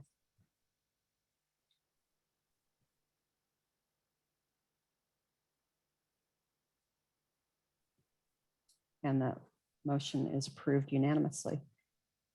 Next, we have resolution number 4 of 2023, a resolution of the City Council of the City of Sheridan approving a final subdivision plat for certain real property located within the City of Sheridan, accepting the property interests dedicated by the final subdivision plat and authorizing a subdivision development agreement pertaining to the Bonsai subdivision final plat. We have a motion from Councilmember Whitaker and a second from Councilmember Daigle.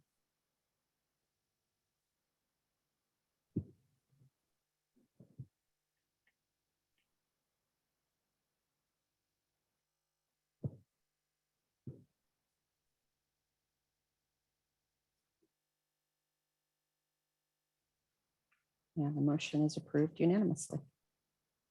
Yeah. Great. Okay. It's not often that a plat gets a round of applause, so that's pretty cool. Thank you, guys. I know, we're so surprised. Mayor's choice tonight, I just wanted to, echo what others have said and say I really appreciate the show of support in our community. It's good to know that you all are involved, that you're awake to what's going on in our community. So thank you for being here. And I also just want to give everybody else an update. I went to the Metro Mayor's Caucus Retreat on the 14th. The Executive Director, Catherine Marinelli, is going to be moving out of town and leaving that position. No. And one of the founders, Peter I just forgot his last name. He's going to be retiring. So they will be hiring a new executive director. I guess their board is going to be working on that. So that's a lot of change for that group, but it's an excellent organization. I have no reason to believe it won't continue being an excellent organization in the future that brings together all of the metro area mayors and helps us unite on policies that we all agree on and put those forth and advocate for them in the legislature. So I'm excited for what we're going to do this year with them. How many mayors are on that? I think there's 32. I'm going to say there's 32 mayors. Yeah. And we're in the middle of working on that policy statement, which is essentially kind of a series of statements that all those mayors can get behind for what we want to advocate for in the state. So the chief was nice enough to give me some input on the public safety ones just this week. So I appreciate that. And that's all I have for mayor's choice, council members. Go ahead. Once again, thank you, everybody, for taking time out of your evening to come and support us. Not only that, just to be involved in your community, find out what's going on. This is great. I'd love to have you all the time, really. I've seen old friends here, old friends that I haven't seen in quite a while. And it's good to see you all, and I'd like to see you a little more often is all. But thanks for being here.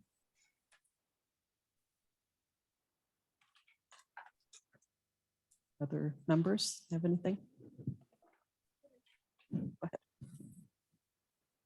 ahead. So I went to, well, actually online because of the weather, the Dr. Cog meeting, which is the Denver Regional Council of Governments.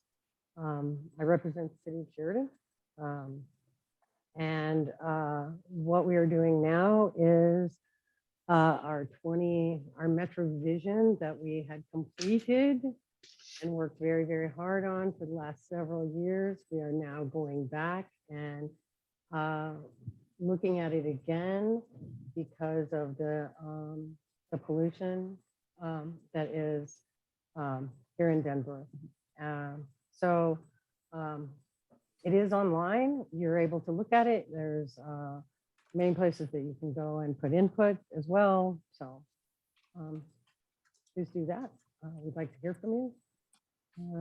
And then also on the Sheridan library front, if any of you've been, it's finished and done and beautiful. And we've updated a new teen center area. It's actually pretty cool. So if you have been to the library, it completely got remodeled. So there you go.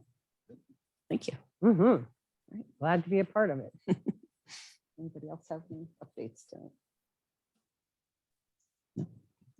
Okay, then we will move on to public comment, which will be limited to 30 minutes, 3 minutes per person. We're going to start with people who have signed up for public comment. So I have Deborah McIntosh first. Please come up to the podium, state your name and address for the record.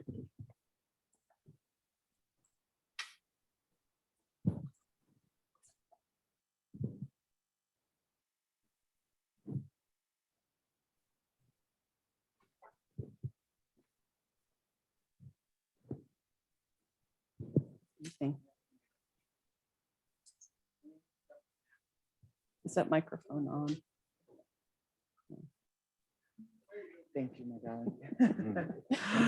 Well, again, thank you, Madam Mayor, for letting us be here. My name is Deborah McIntosh, and I was a resident of Sheridan, Colorado for 48 years. Sheridan, I have watched grow immensely since I was going to school here. I went to preschool, elementary, middle school, and high school. And I have seen the amazing job that the members have done for Sheridan. I'm up here because I watched a video of the abuse that you all had to take the last meeting, and it infuriated me. And I want to say I'm sorry for you all even having to put up with such a vile, hateful person. I couldn't believe what I was watching. And I'm shaking right now because of it. It made me so mad. We chose you all to be in the positions that you are in. And we respect our police. And we've chose Jeff Martinez to be our chief of police. He is an amazing man. He has done so much for this community. Living here, the police come out and recognize the community. They do good works for the community, and you all have done good works for us. So I don't know who this person was that made the comment and rant and rave here to you all. They need to stop it. When people are like that, I believe she should have been pulled out by the police when she started all that, because she's not here to help with Sheridan. She's here to condemn Sheridan for some reason, and I don't know why. I don't know all of it. But I am a resident, or I was a resident. My father unfortunately passed, and now I have to take care of my mom. But I still have family here in Sheridan, and I will always be a part of Sheridan. This is where I grew up, and this is where I call my home.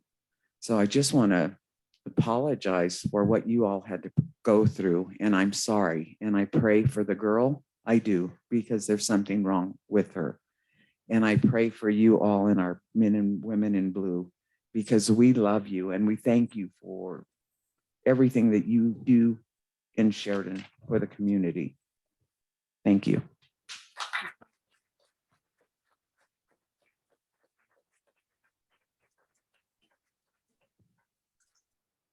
Next up, we have Dan Stang again. Please state your name and address for the record. For the record, Daniel Stang, I'm at 3398 South Elm. I want to, indulge me briefly to make a small land acknowledgement. My ancestors are Native Americans. My wife, who sits on this board as well, and we acknowledge that this land is unceded land of the Arapaho, the Cheyenne, was used by many tribes, and so I have been hopeful to see a little bit more of that inclusion, and it's nothing that we do wrong. It's just a little something that I think gives us an opportunity to embrace. And I think Sheridan, I've been here all my life. I've been here. My grandfather built the home I live in 1959. 57, it was burned down, so 59 is one that's still standing, right? And I have definitely, like, I've seen a lot of changes. I've had some challenges myself. When I first was really getting involved with community some years ago, one of my neighbors that's sitting over here with me, we were looking to have a welcoming city, and it was kind of looked down. Well, thanks to Dallas was the mayor at the time, and he made it just a simple resolution, But sometimes there's challenges, and I know that the community's changed. There's a lot of we have a huge new development at the Habitat for Humanity. That was the school, which made my mom a little sad because she went to that school to see it taken down. But we've got a lot of new faces, and I think we need to honor and respect a lot of those new community members. The new languages, I really applaud you guys on bringing the language co-op. They do a lot of great work. I'd like to definitely speak on personally on Jeff Martinez. Our officer has our chief of police has been.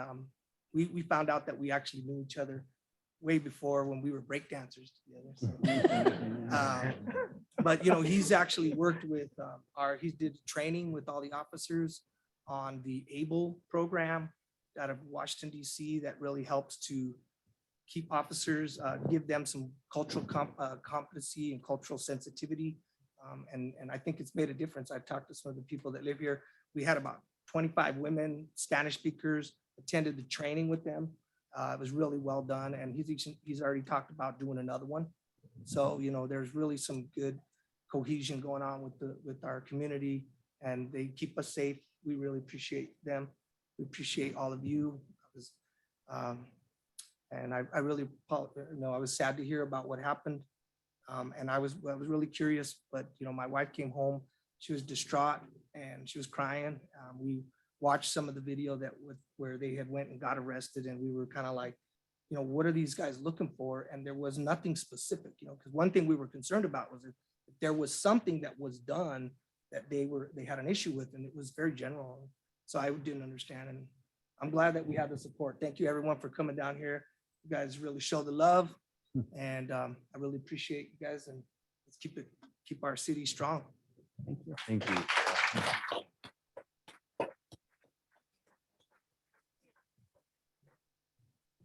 Next on my list, I have Chicano MGM.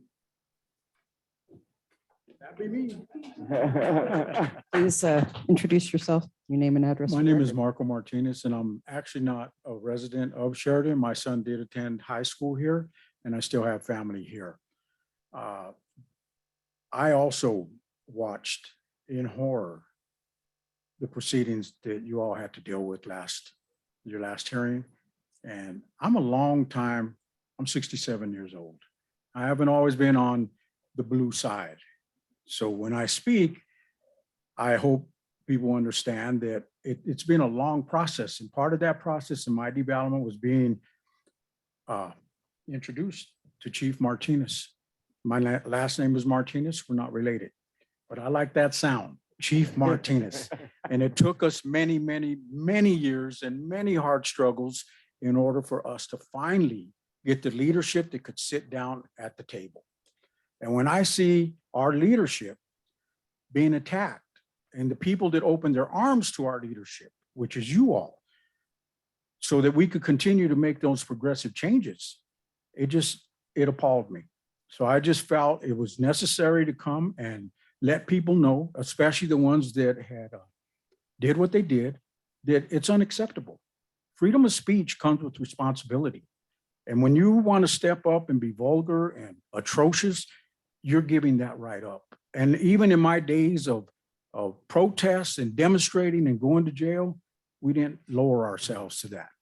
And many people have, and that's not necessary. So I just want to tell you all, I'm sorry, like the rest of us, that you had to put up with that. Back in my day, we weren't allowed to do that. We'd have been told out of here on our butts, so you have to be commended that you were able to tolerate and embrace, open your arms. But I do want to say, I know Jeff, I know Chief Martinez, and anybody that ever wants to talk to me about why he belongs here, I will paint the prettiest picture you ever seen. So thank you all. Thank you. Thank you.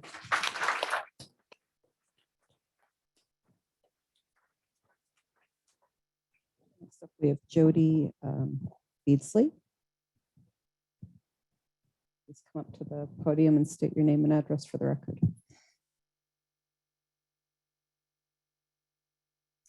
Hi, my name is Jody, and I'm here just to, I don't live in Sheridan, but I'm a native of Colorado, and I am here in support of the City Council and the police departments.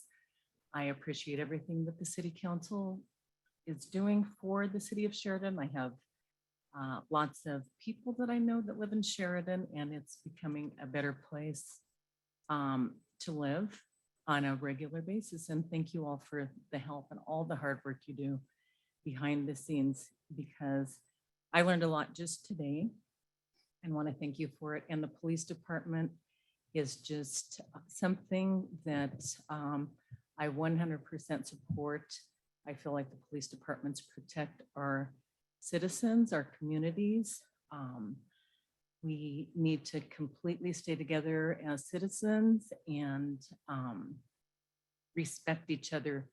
Hate speech is just nothing that should be tolerated, not by any group. I feel what has happened to the City Council and to Jeffrey Martinez, all of you, has been really hate speech. I mean, and that, to my knowledge, is illegal or should be illegal. So there is a difference in free speech and bullying and verbal abuse. I mean, verbal abuse is something that should never, ever, ever be taken anywhere that you work, or even if you're volunteering for positions. We as a community are here because we are here to support free speech in a positive manner, with respect. There's no reason for verbal abuse ever ever in any community or any environment. So thanks again. And yeah, it's just the process that you went through at your last meeting is despicable. And I don't support that behavior at all and feel that we coming together as a community here shows that we do support communicating in a responsible way and in a way that's positive and that can build our community, build the citizenship, build positivity, and not tear the community apart. No hate speech, no bullying. I think supporting each other is wonderful. Thank you again for that. And I feel horrible that you had to go through that horrific nightmare. Thank you. Thank you.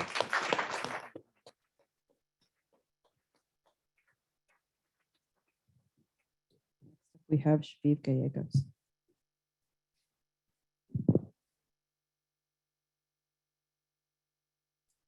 Thank you, Mayor and Council, for allowing me to speak. I'm Shaviv Gallegos. I'm at 3788 South Knox Court.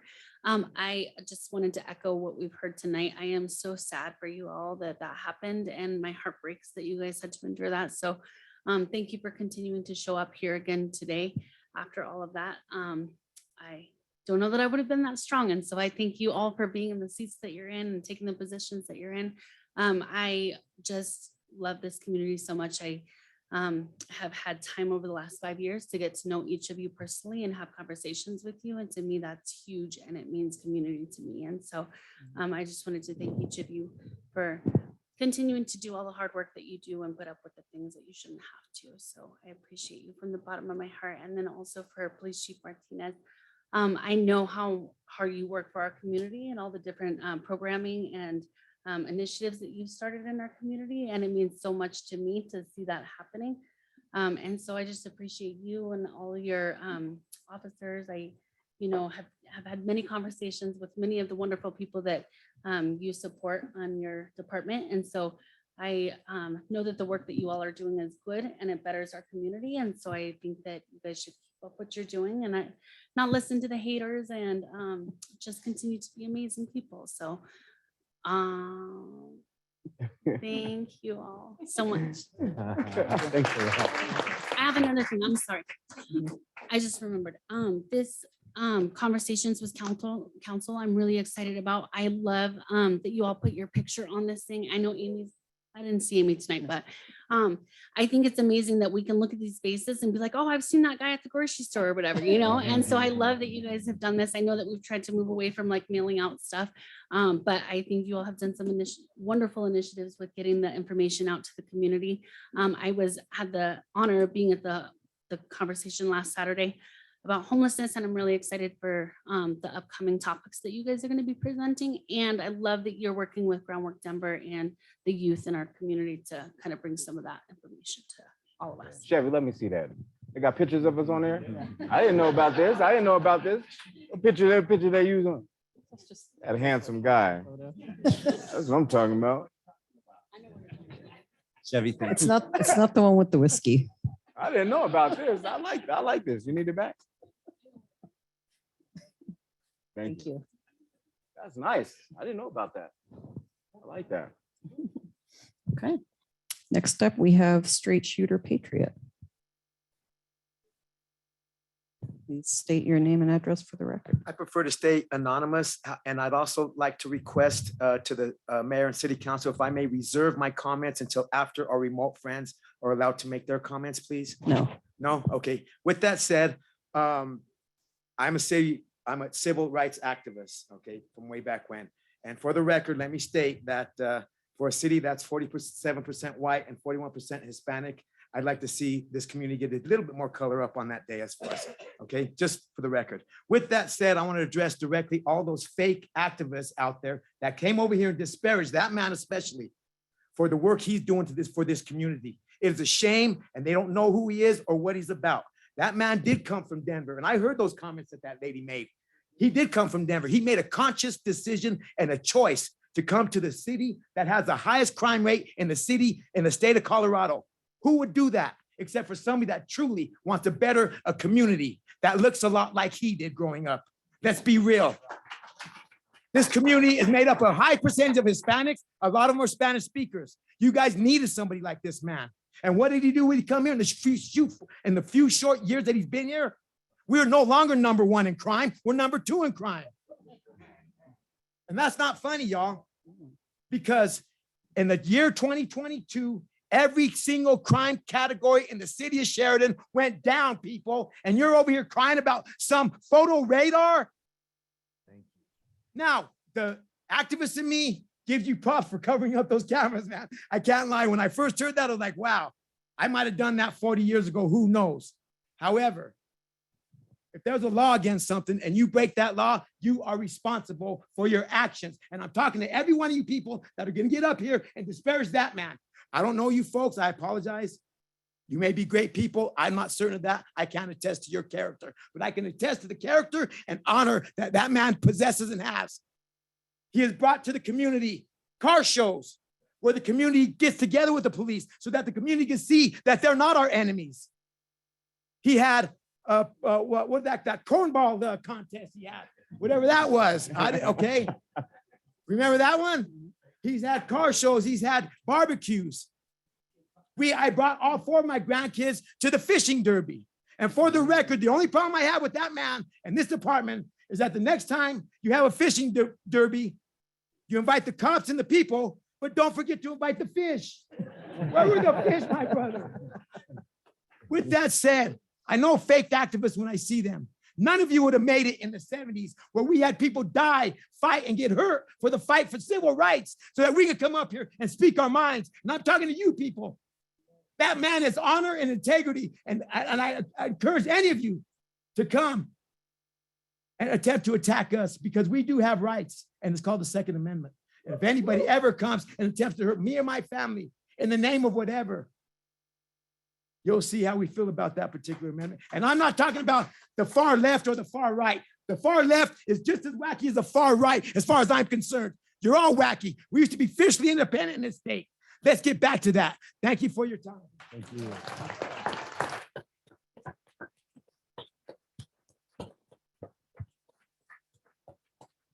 Thank you.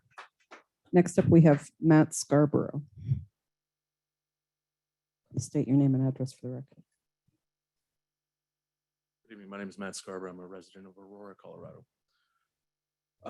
I too, like many people in this room, watched several of those videos that aired showing the horrible treatment you guys had to endure last week. And it made me angry. It made me want to fight. It made me want to defend, most of all, my friend Jeff. And I realize obviously that's not a good option. I spent all week preparing a speech, opening with some jokes about First Amendment auditors. Decided I won't go that route either. What I will say is thank you for your service to this community and the ones around it. None of you should have had to endure that. And clearly by the showing in this room, that's not how the actual community you serve feels. Thank you. So thank you. Thank you. Next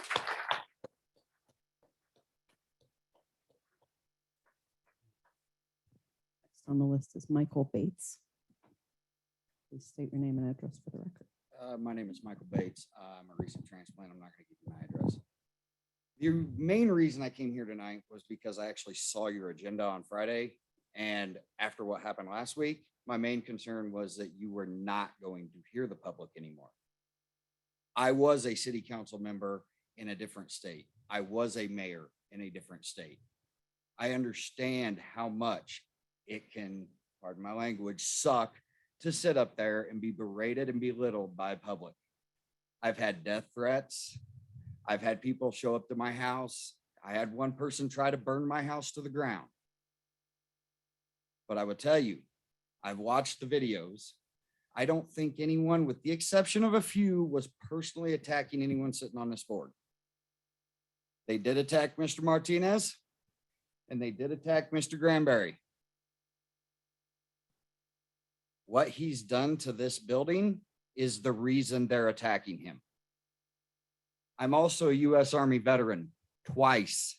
I waited 14 years and went back in again. Served 4 years, went back in, did 2 more in the Guard. I fought for the First Amendment, the Second Amendment, the Third Amendment, and all the others. For him to take that away is absolutely unacceptable, in my opinion. I agree with Chief Martinez. There was nothing he could do last week or 2 weeks ago, because we have the First Amendment in this country. I signed a blank check not once, but twice. And I would absolutely do it again, except I'm too old. Now, do I think you deserved what you had to endure? No. But I hope it made you all think. Because you are the people that can make change for this community. I'm not saying anything against Mr. Martinez. Don't know him. Don't claim to know him. Don't know Mr. Granberry. But I can tell you that his resolution is unconstitutional. And unfortunately, you're probably going to find out the hard way, like my city did when we had an unconstitutional resolution. And it cost us millions.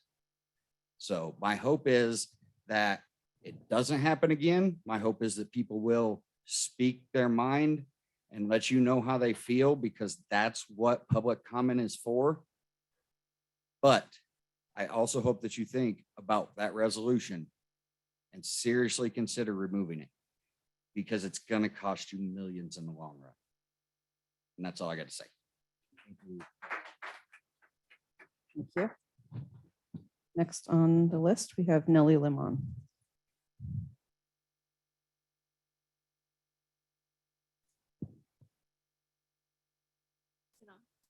I don't know. Is the light on? Yes. Okay. Okay.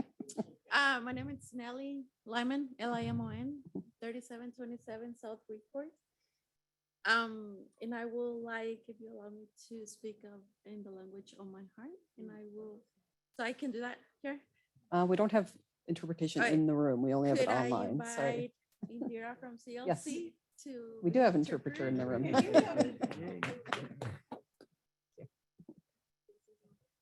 Oh, my name is Indira Guzman. I am a resident of Sheridan, 4193 South Decatur Street, and I'm interpreter. Bueno, lo primero que quiero decir es de que mi familia ha vivido en Sheridan por los últimos 20 años.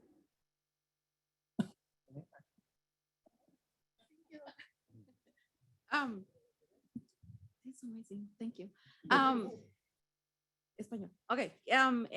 Y yo he vivido también aquí por los últimos, me parece como 12 años. Me fui 2 veces de Sheridan. Pero hay algo que me seguía trayendo a Sheridan, y es esto, la comunidad. La comunidad que existe aquí en Sheridan, no sé si la puedo encontrar en ningún otro lado. Eso es lo que esto, y por fin pude comprar mi casa en Sheridan, y pues yo también escuché lo que les pasó la junta pasada, y siento mucho que hayan tenido que pasar por eso. Yo trabajo con una organización que trabaja aquí en Sheridan, que trabaja muy de cerca con miembros de la comunidad. La mayoría de ellos son miembros de Sheridan, viven en Sheridan. Y hemos escuchado, nosotros que trabajamos con ellos, hemos escuchado de lo alegre que están por todos los cambios, todas las cosas que hay en Sheridan en estos momentos, y cómo ha estado cambiando nuestra ciudad para mejor. O sea, sí hemos estar muy agradecidos con cosas que han estado haciendo aquí en la ciudad de Sheridan, los eventos que nos trajeron para que nuestra comunidad se junte, la Movie Night, que trajeron para que la comunidad se junte y sigamos creando esa comunidad fuerte que tenemos aquí en Sheridan. So les agradecemos por todo el trabajo que han hecho, por estar muy visuales en la comunidad. Conocemos a muchos de ustedes que están en eventos, que están en programas, que están en juntas, y gracias por eso. Les agradecemos mucho. También a Devin, a Jeff Martín, muchísimas gracias por todo lo que han hecho. Nuestra comunidad se siente más segura, y no solo eso, sino se siente conectada con la policía. ¿Por qué? Porque siempre están dispuestos a estar escuchando a la comunidad. Siempre están dispuestos a trabajar como la comunidad y a hacer de Sheridan un mejor lugar. Muchísimas gracias a todos ustedes. Gracias también por darnos la oportunidad de hablar en el lenguaje de nuestro pueblo. Gracias por todo lo que hacen otra vez. Thank you, Molly.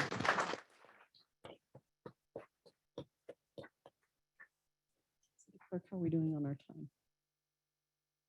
4 minutes? Okay, I'll invite one more person from the audience if someone would like to speak. Please come to the podium, state your name and address for the record. Hi, guys. I'm Juanita Camacho, 4085 South Grove Street, Inglewood. The main reason I'm here is I've heard, I haven't seen or anything like that, but I did hear you guys went through a lot. No reason for that. When I think Sheridan is family, and that's what we all are in every aspect of Sheridan. We have each other's back. We do right by each other, including the two of you. I mean, Devin, I don't know what this place would be like without you. I mean, from day one, you came in and did what we needed you to do. And also Chief Martinez, the same thing. And that's what I talk about, family. And wherever you go, you hear that word. And Sheridan is a community and a family. So, and I'm sorry you guys went through all that. Thank you.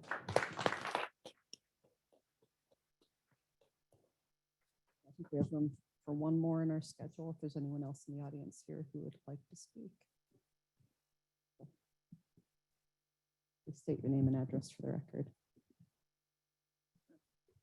Hi, I'm Victoria Brown, a future Sheridan resident, currently in Highlands Ranch.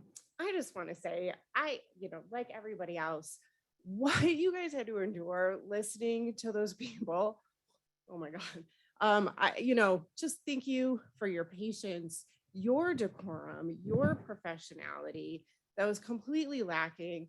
I am a free speech absolutist. So, it's hard for me to stand up here but there is a limit, and it is called having decorum. It is calling, you can say what you want to say, but you can say it in a way that is respectful. These people work very hard for this city. The chief, I met the chief at the car show, at the Parkapalooza. All the stuff that happens in this community is amazing. These people are amazing. They are committed to a community that wants to improve itself. And the neighborhood is beautiful. I love it here. I am excited to be a future citizen here. But I just really want to say, free speech is free speech, but have some respect, have some decorum. These are people who work very hard for a community that is really thriving. It is really, really growing. It is really fantastic. So thank you, Chief. Good to see you again. Thank you guys for all that you do. And that's all I have to say. Thank you.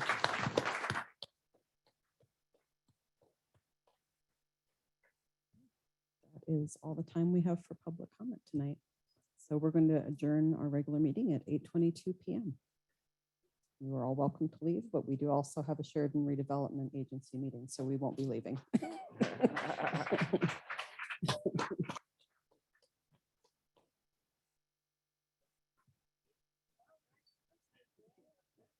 Yeah. Good to see you. Thank you. Yeah, I was sitting right here. I was sitting right here. Bye. Have a good night. What's up with you? How you doing? Good. Good to see you. Have a good night, guys. Thank you. Oh my God. There's a group of people that came in here. No. Of course not. And we have people can call in on the thing and talk to us too. And they kept us here for 3 hours extra. But in Nazis or communists? Huh? Were they Nazis or communists? They claim we were Nazis. Oh, we were called every name in the book. You know, that means you guys are doing a good job. Oh, man. they- Denver, until you piss the right people off, you're not doing your job. And I was told, when they come in and they start yelling, I was called a communist, they called it. We're doing a good job. I said, "No, I'm going, Yeah.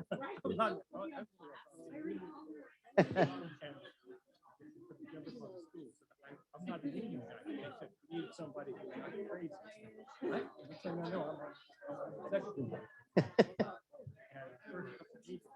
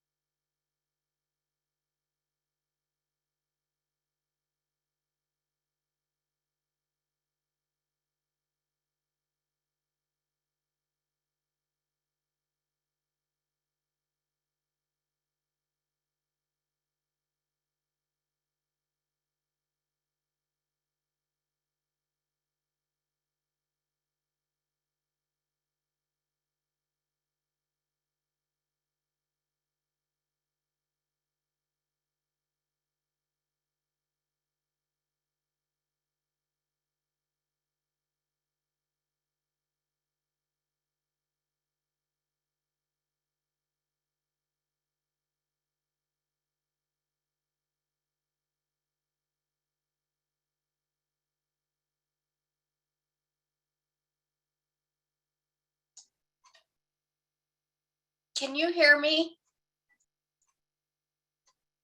I can't hear you guys. This is Teresa. Hi, Teresa, we can hear you. Okay, now I can hear you. Sorry, I could see you were voting. Sorry. All right, first item is the approval of minutes of the SRA regular meeting of December 12th, 2022. And we have a motion from Board Member Hall, second by Board Member Stang.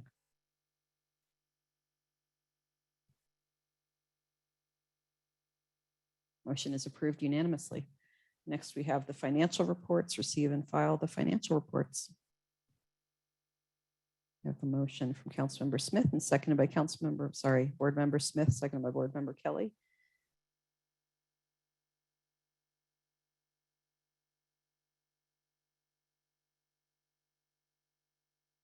That motion is approved unanimously. Next, we have the approval of disbursements. Authorized disbursements that have been or will be made for expenses in the amount of $139,347.49. Referenced below. Legal expenses, none. Other professional services, $8,246.22. City support services, $130,378. Other expenses, $723.27. I have a motion from Board Member Daigle and seconded by Board Member Smith.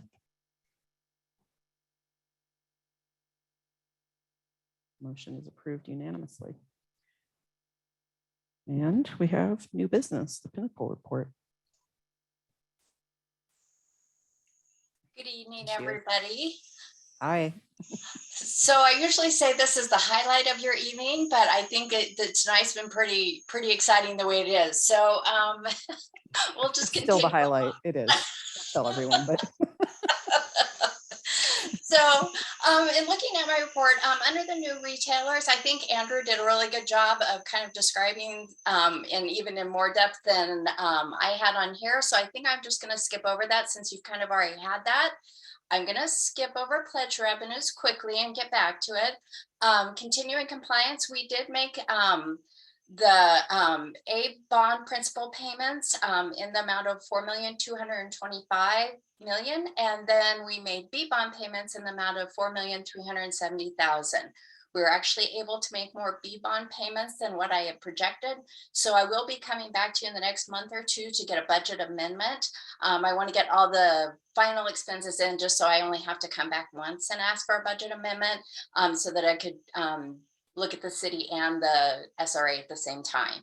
But that's a good problem to have, is more revenue so that you can pay more in payments.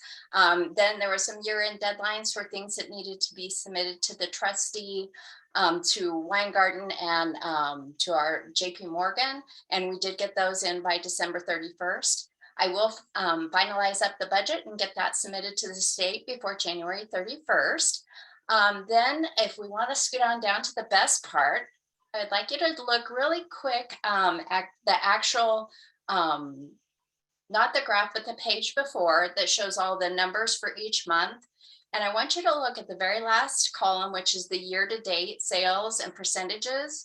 So if you kind of go down to that last one that says 2019 total PIF sales, is 262, and it was only 2.19% higher than the year before. Go up, then it's 9.04%. Then it's a 5.05% that it's higher. And keep in mind, this is COVID. Things were closed and things were still increasing. And then you get to the end of this year and we're 9.34% higher. So